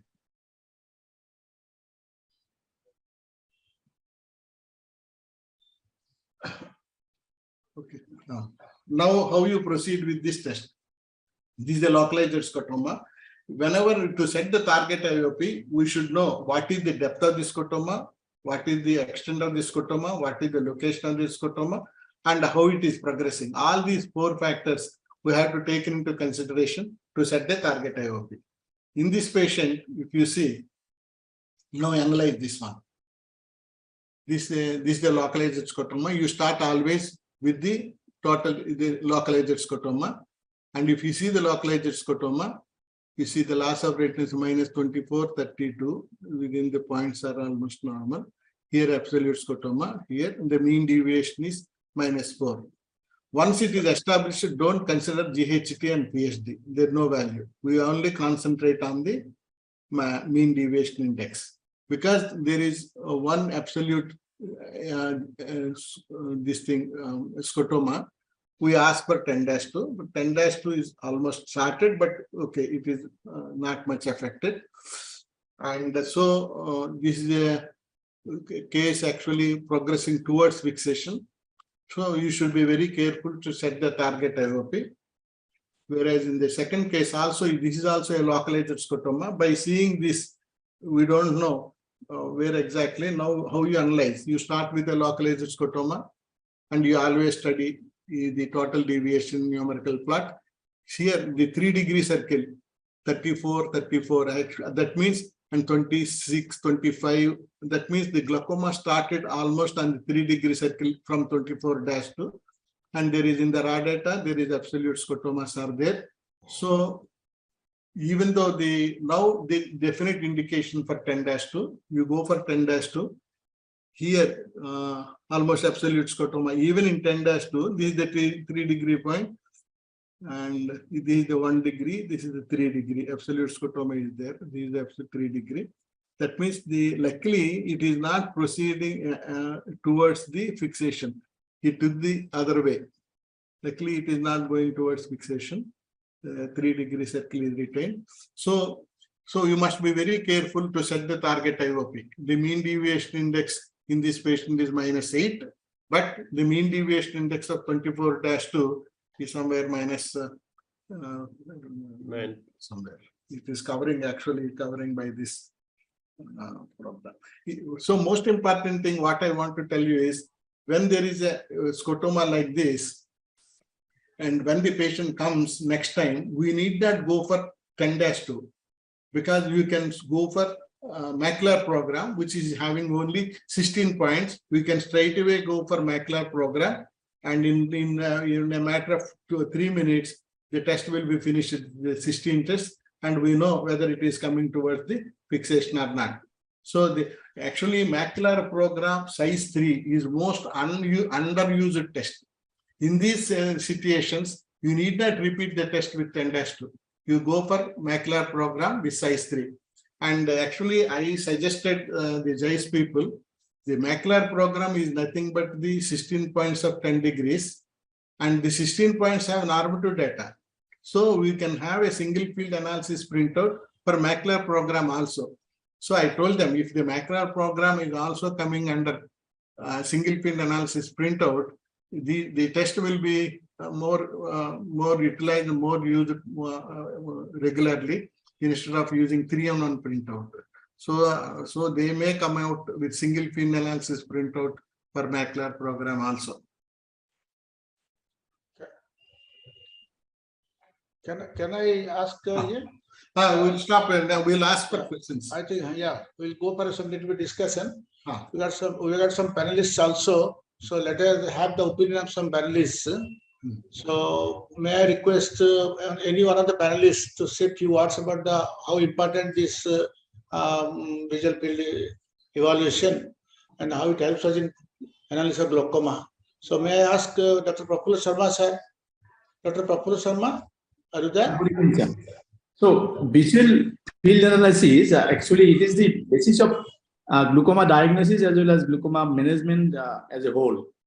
Many times we see that the clinicians, they depend on diagnosis on the other imaging devices. But what I personally feel, visual field analysis is the most important thing next to the clinical examination. A best clinical examination will help us to diagnose the patient, and the diagnosis will be corroborated by the field examination. So there is no alternative to visual field examination to establish the diagnosis, and also it is important for follow-up of the cases. Yes. So any other panelists would like to have a comment? Dr. Chakma? Dr. Chakma, are you there? Sir, Yeah. sir has presented very well. So very much important, not only for postgraduate studies, for us also, because we also don't know this thing in details. So thank you so much, sir, for nice presentation. Amit sir, Dr. Amit Raj? Good evening, sir, and as usual, excellent presentation by Reddy sir. Many things, many doubt has been cleared, but I would like to one question I would like to know regarding the early stage of glaucoma, or you can say glaucoma suspect. Which test is one should go? HFA 24-2C or 10-2? No, this question is very important. Actually, previously what we thought is glaucoma starts at the periphery and progresses towards the center. And we thought that for early glaucoma, the point pattern 30-2 or 24-2, and in advanced case of glaucoma 10-2. And for the last 10 years, when we concentrated on 10-2, actually some of the glaucomas, you see I showed this glaucoma actually started here on 3-degree point. If you take, for example, 24-2, almost it appears normal. If you take 10-2, huge scotomas are there.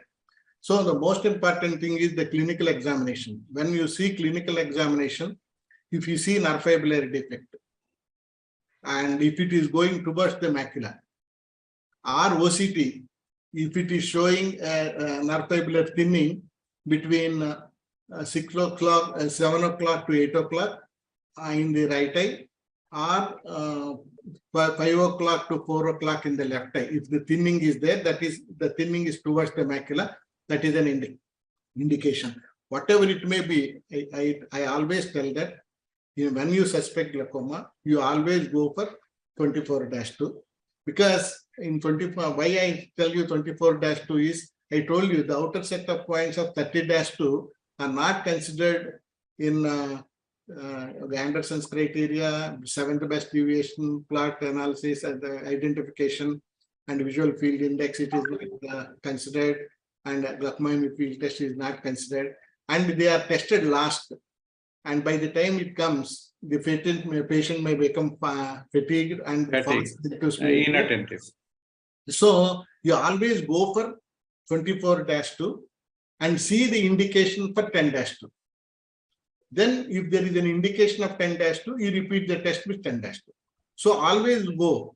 And 24-2, I say that I don't consider, because again you have to go for 10-2, even in 24-C.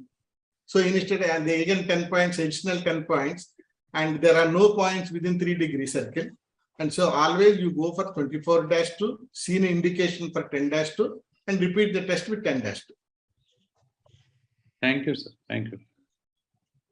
Dr. Maitri, Madam, Dr. Maitri Das. Yeah, thank you so much, Dr. Reddy. It was excellent presentations. Learned a lot also.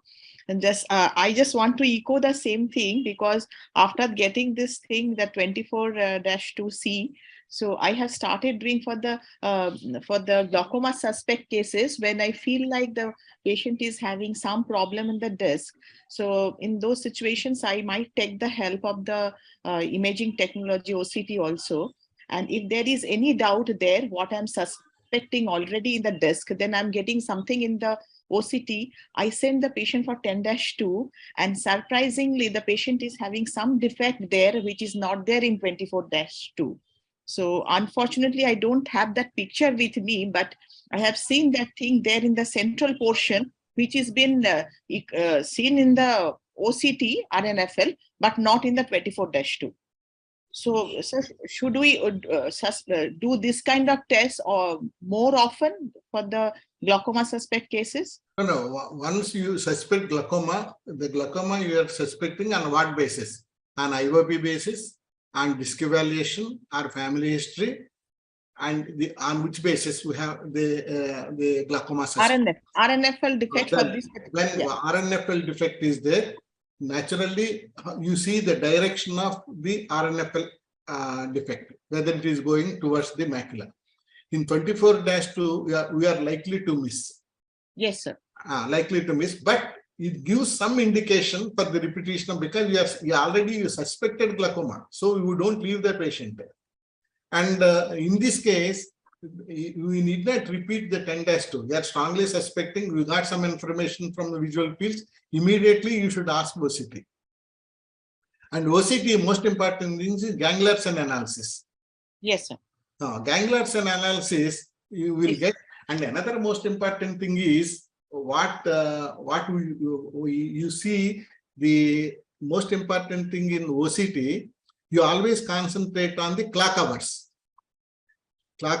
and you see the values. And what is the because the minus the 100 micron is also suppose is normal, and is also green zone, and 90 is also green zone. So, and you compare the other eye, suppose if the other eye is 110 and this eye is 100, both are green zones.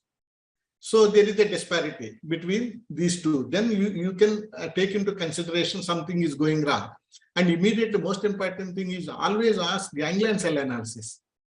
Ganglion cell analysis will tell you it is actually 10-2. Ganglion cell analysis is 10-2, and optic nerve head and optic nerve head and nerve RNFL analysis, it is actually 24-2. And so you will find the ganglion cell analysis defective in those cases. So always never say that OCT is superior to fields or fields are superior to OCT.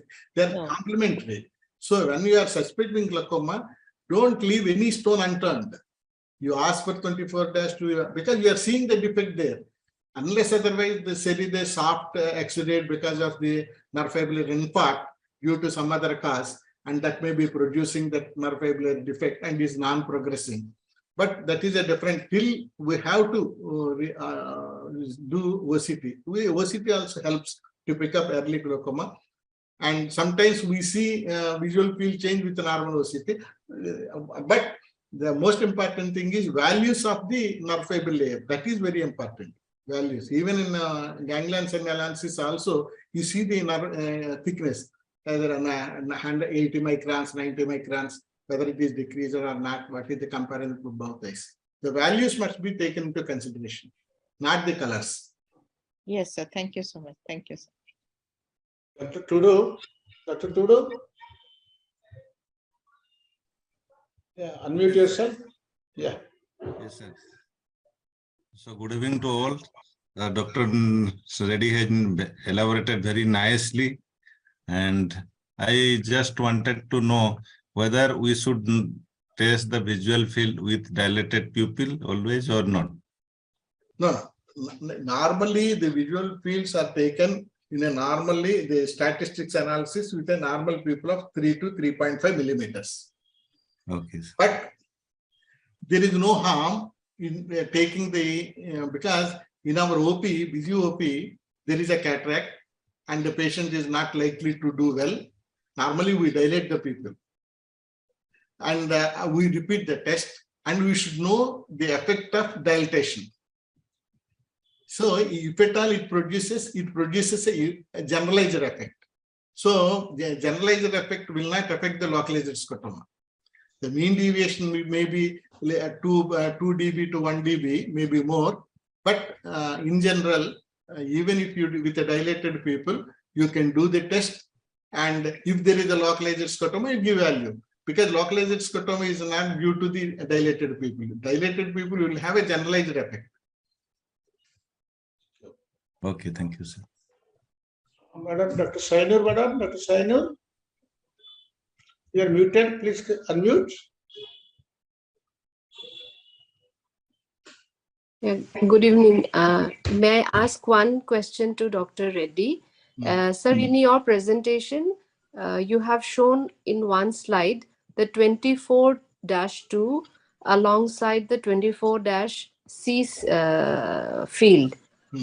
I have not used the 24-2C field, but what I noted in that particular field, whereas the number of scotomas, because the 10 points in the center area are now seen in the C field, they have noted the defects, but it is labeled as normal, whereas in the 24-2, it was labeled as outside normal. That I really... I will take that. I will take that this thing. Yeah.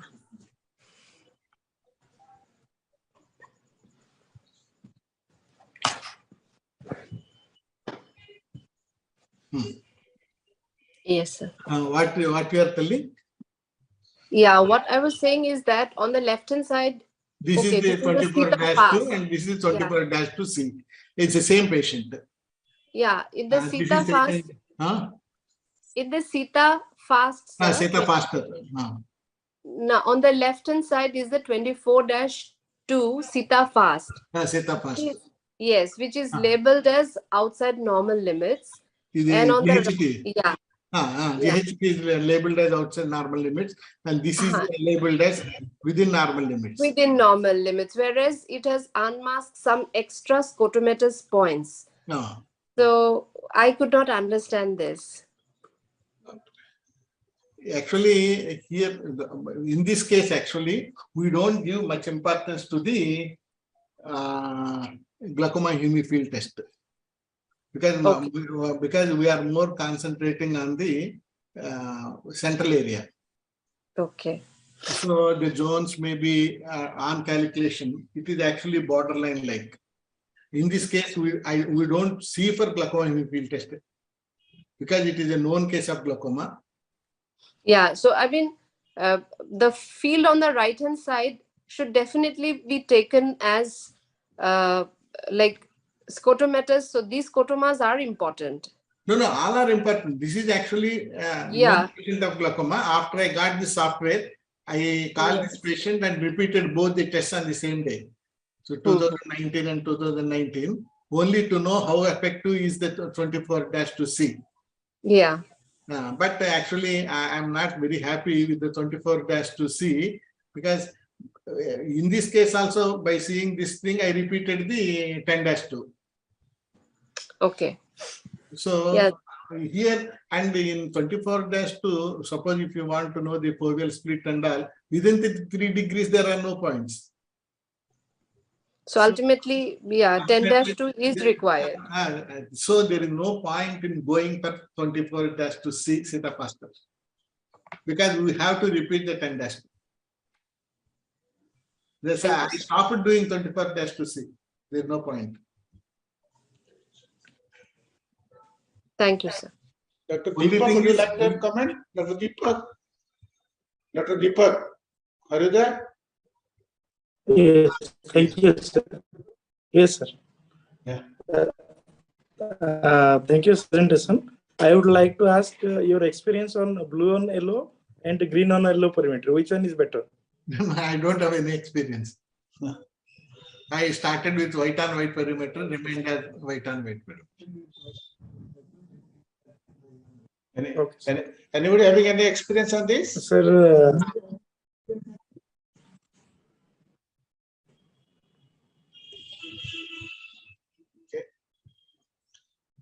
sir, I would like to ask another question.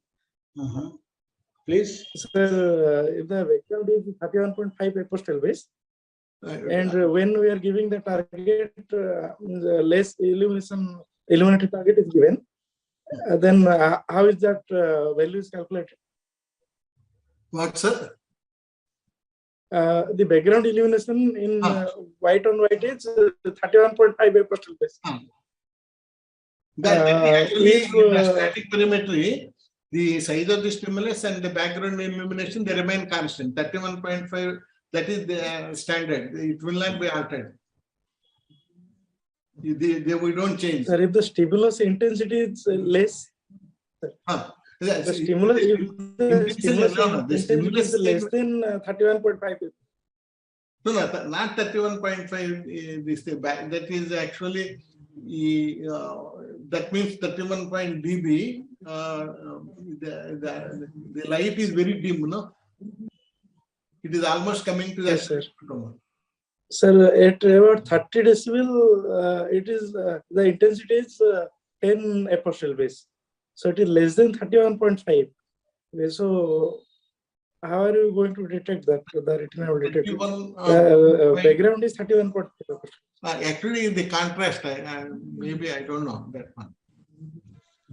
Because almost they are coming up to, because no intensity. Yes, sir. So it will appear darker or what, sir?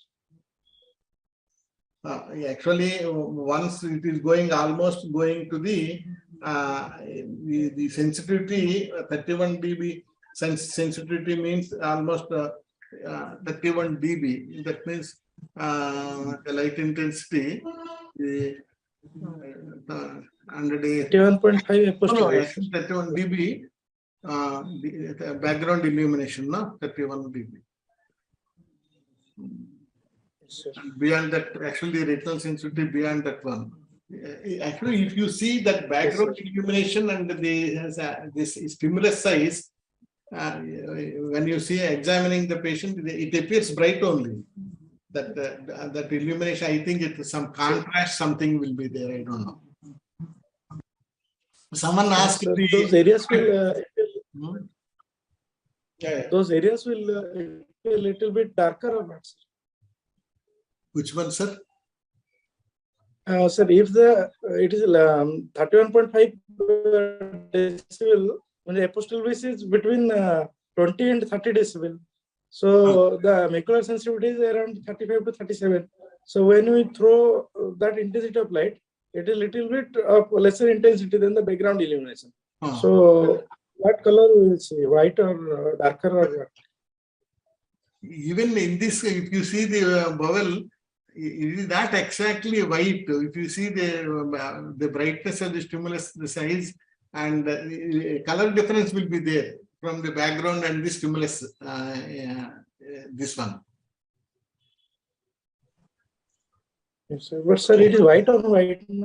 So target should be white. White on white. Any of the postgraduates? Any postgraduates? Do you have any question? Any doubt? Anything? Ask about the size of the people, sir. Visual fields. Yeah. The pupil size 3 to 3.5. 3.5, dilated pupil more than 3.5. Normal data is correlated with the size of the 3.5. The visibility of the stimulus depends heavily on contrast. The contrast is unaffected retinal adaptation, optical properties of the crystalline lens. It will have a generalized effect and the mean deviation index becomes Thank you, sir. by 1 to 2 dB.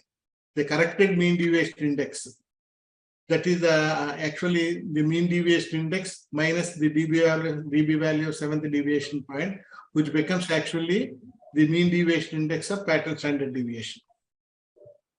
So the mean deviation index of total deviation numerical plot minus the 7th dB, because we are adding, if you remove minus 5 from the mean deviation index of total deviation numerical plot, it gives actually the mean deviation index of pattern deviation numerical plot. That is known as corrected mean deviation index. So it affects the generalizer effect. Right. Dr. Ajit Babu, your comments now. No, I'm putting myself in postgraduates. I'm totally confused now. Eddie, you should have, you described all the 11 zones you told and 10 zones you very great detail you have described. My doubt is mainly how much the postgraduates have grasped from that.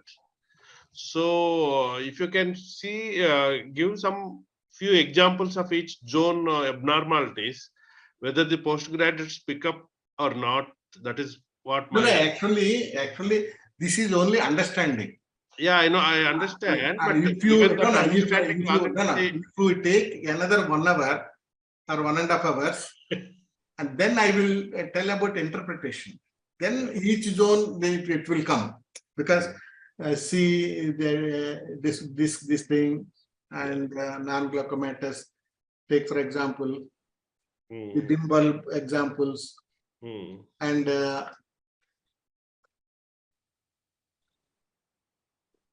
take false positives, false negatives, fixation losses, small people. This patient actually came with here the pupil diameter is 2 and pupil diameter is 3, and once let some of the postgraduates tell about their experience in this presentation. That's good. Yeah. But I will take once again as an interpretation only. Now it is understanding is there. Now we will go for interpretation some other time. Right. Sure. So I think any other postgraduates? Subhash.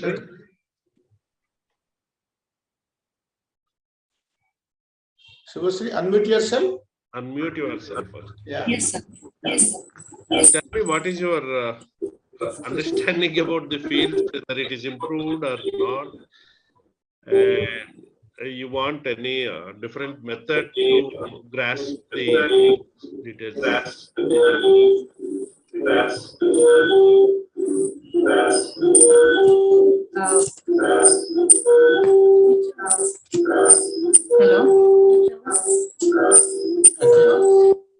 Someone... Sir, I actually wanted to ask. Sir. Yeah, carry on. Unmute now. I think some voice disturbance is coming from your microphone only. Yeah. Yeah. Yes, sir. Can you hear me, sir? Yeah. Sir, actually, I wanted to ask, when a patient present initially to OPD, when should we analyze the visual field periodically, for follow-ups?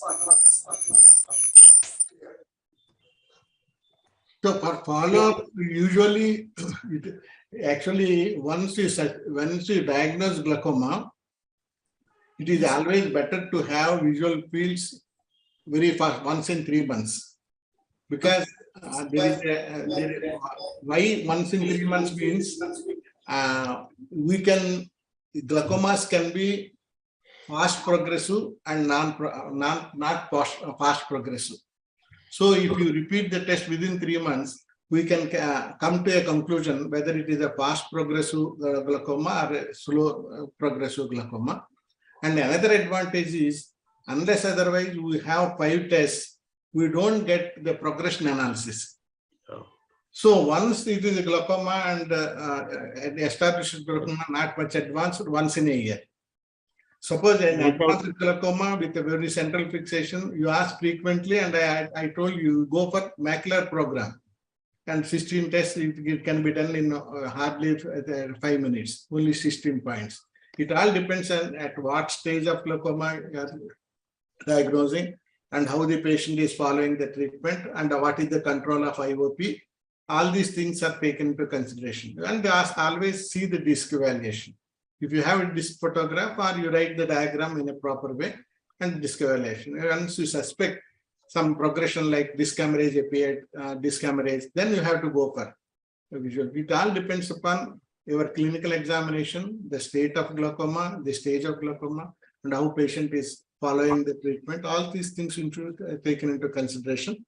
And another most important thing is, you can suppose if the patient cannot afford, he should be able to do the test free of cost. That is more important. Yes. Yes. And I want to ask one question. We have 4 deviation plots. In which of these deviation plot is not pattern deviation numerical plot? Can you tell which is not pattern deviation numerical plot out of these 4?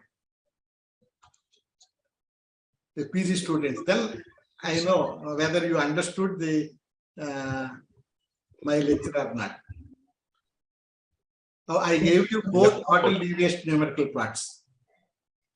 Which of the plots are not? Which plot is not pattern deviation numerical plot? Lower down. Huh? Lower down, no, the one.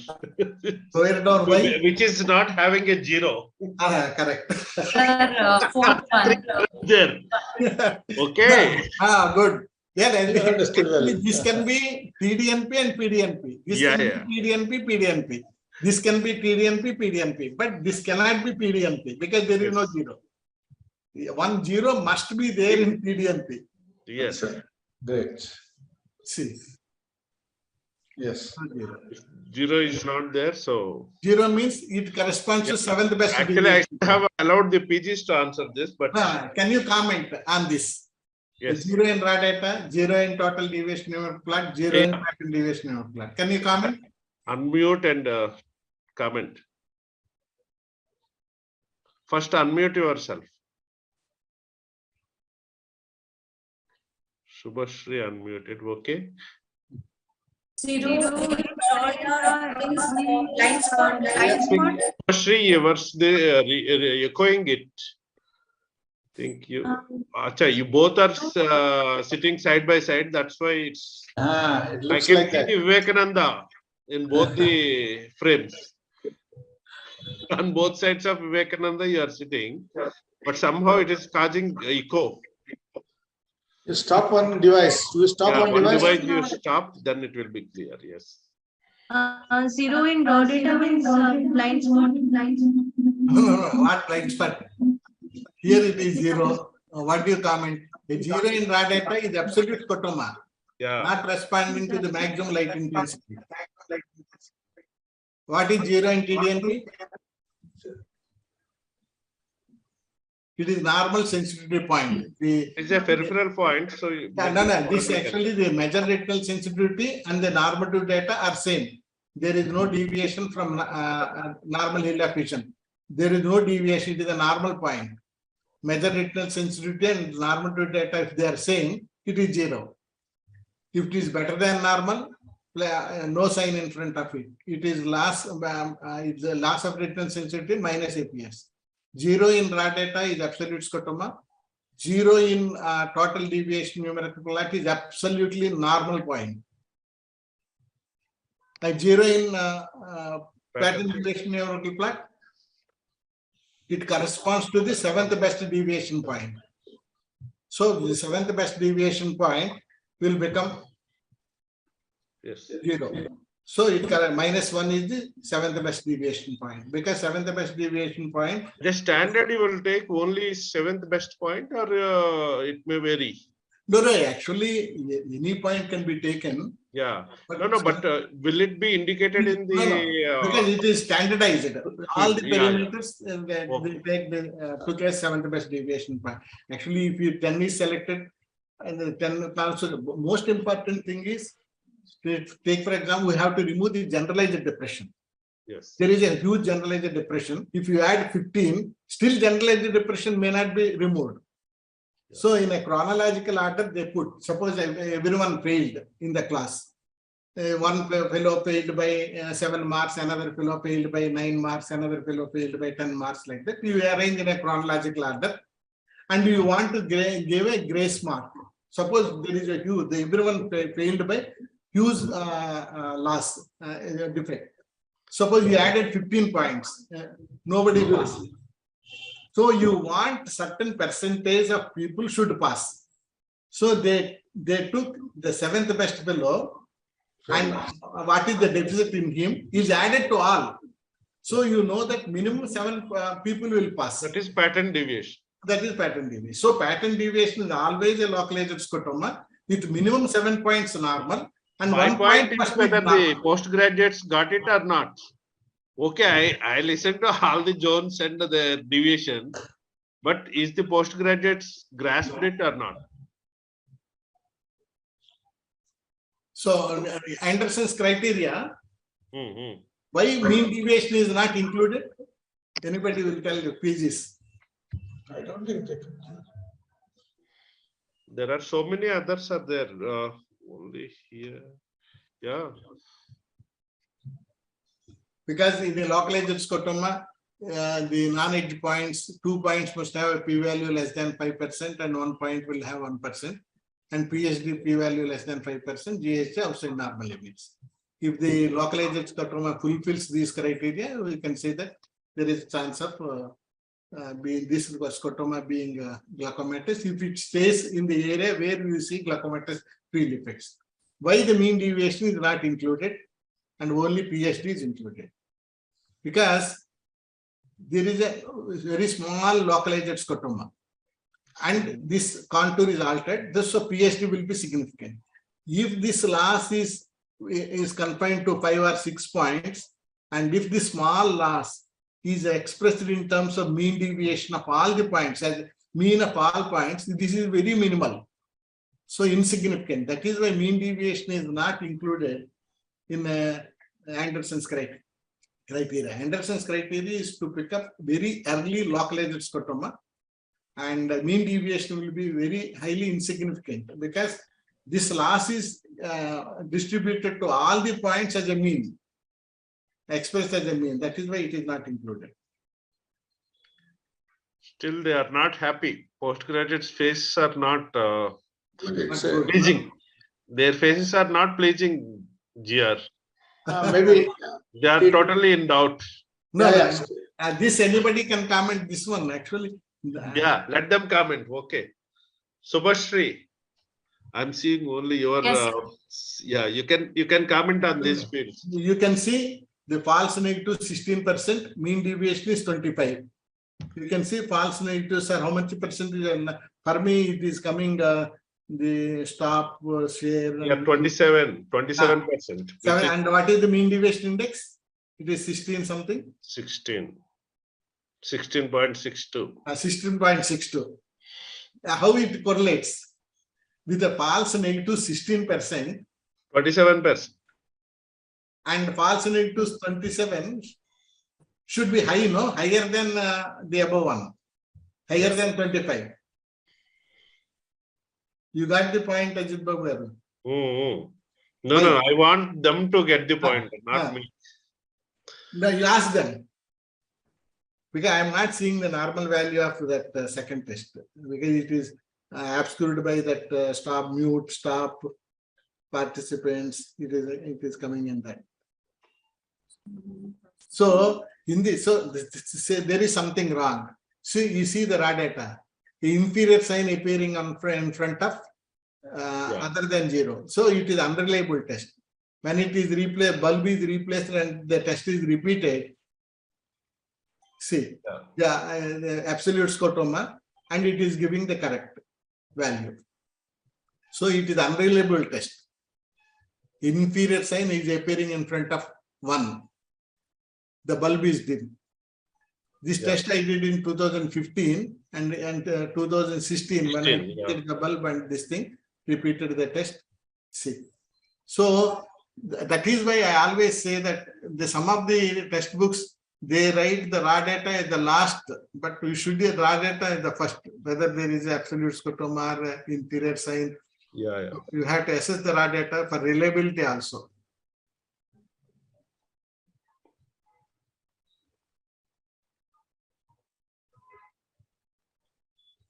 Out of these two, which is correct? 24-2C. This plot is correct or this plot is correct?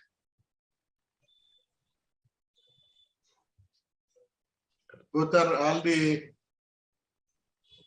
which is the correct one? I told you there are no points within the 3 degrees circle. 3 degrees. Here it is there. 2 points are there. So this is wrong. No, but let them tell. But they are not telling. So anyone can tell. You should ask by name. They are very tricky. Anybody can tell something is wrong in this diagram. Something is wrong in this diagram.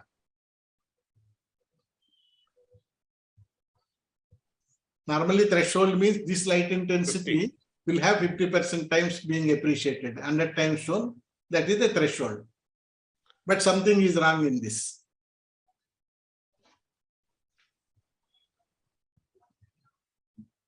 Here you see the dB value. As the dB value is increasing, the light intensity should decrease. So this light, if the light intensity is decreasing, it should be reversed, no? Here it must be a dimmer light. Here it should be. So the dimmer light numbers are reverse that. Reverse. There is the reverse light. I am answering, they are not answering. They are not answering. Why?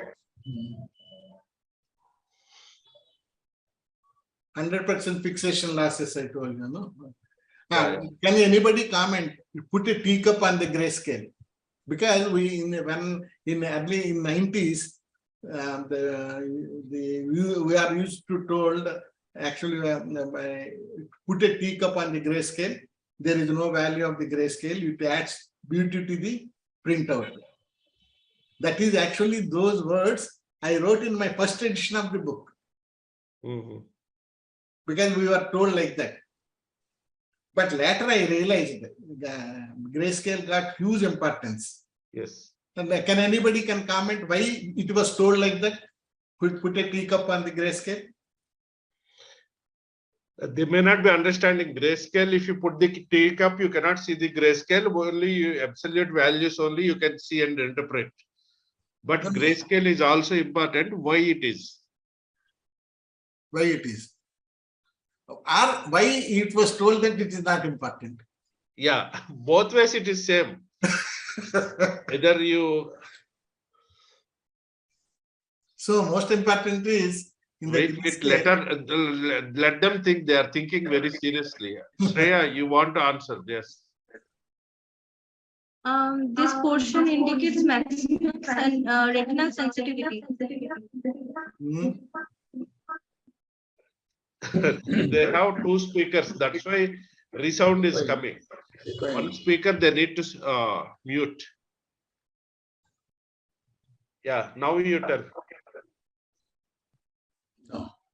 The central portion indicates maximum retinal sensitivity.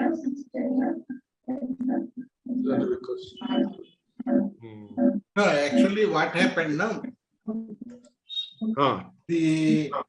Take for example, there is a loss of retinal sensitivity in the central area by 5 dB. Take for example. If the 5 dB loss is there, still it will have 33 dB shade. And it is better than, suppose there is no loss, here the shade is around 30 shade. A loss of retinal sensitivity area is having a better shade than normal area. Because here it is normal, 30 dB shade. Here 33 dB shade is abnormal because normal is around 40. So a loss of retinal sensitivity area is having a better shade than the normal area, which is normal. That is one point. And we are likely to miss superficial scotomas of the central area because even the loss is there, still it will have a better shade than the surrounding area. So certain disadvantages are there, even though there is huge advantages for the grayscale, no, for I told you. And this one I will tell you your understanding. This is the total deviation numerical plot. The mean deviation index is minus 25. And can you tell what is the mean deviation index of PSD and what is the PSD of pattern deviation numerical plot? 15. This is the mean deviation index and PSD of total deviation numerical plot because both are derived from TDNP. PDNP, glaucoma hemifield test and visual field index is from PDNP. And mean deviation and PSD from TDNP. And can you tell, anybody can tell about what is the PSD of PDNP and what is the mean deviation index of PDNP?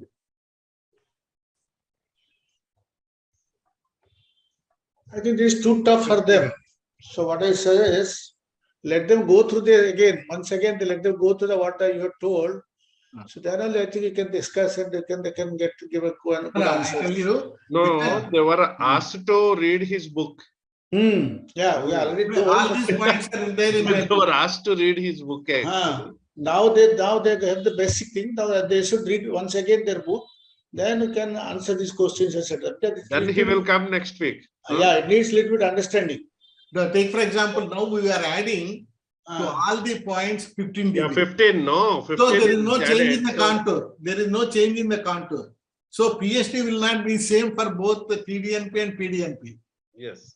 And if, because we are adding plus 15, you remove plus 15 plus from 15. So 10. It will 10. be minus 10.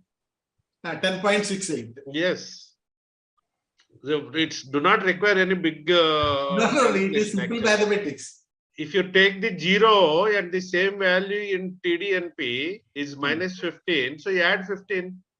And it becomes 15.68, minus 15.68. So if anybody answers, that means he understood the. Yeah, I understood. Okay, I think we'll stop here now. Thank you. Yeah, I think we'll stop.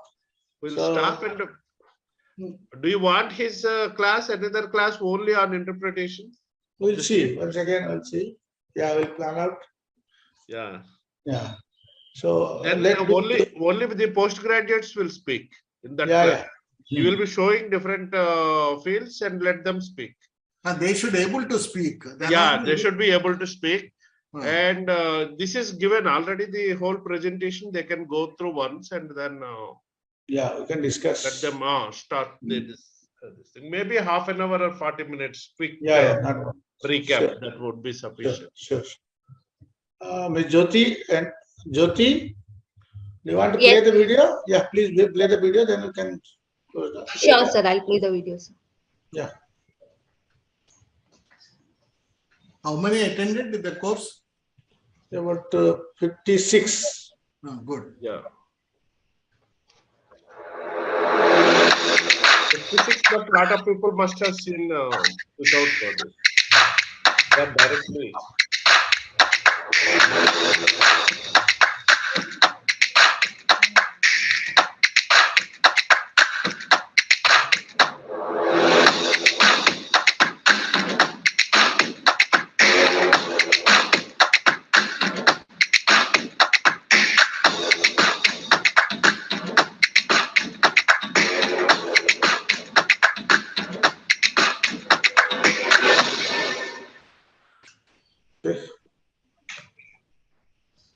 Thank you, Dr. G.R. Reddy, sir.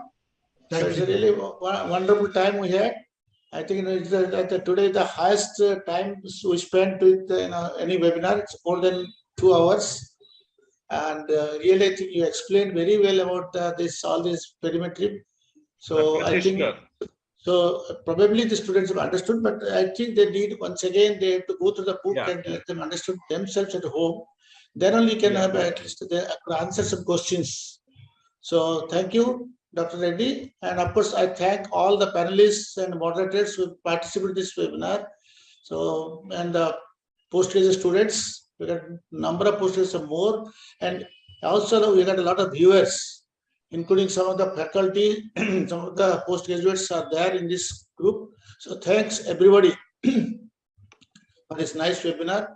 Last but not the least, our host today is Entered Pharmaceuticals for giving on the platform.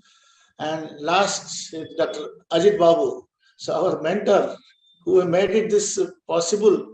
So I thank him and I thank all for joining with us. Thank you, everybody. Good night. Shreya is asking another maybe 40 minutes, very short one. Yeah, we'll make a short one. We'll keep it, but you people should prepare and come. So maybe 10 days or 15 days only later. Questions they have to answer. Okay, it's for your benefit.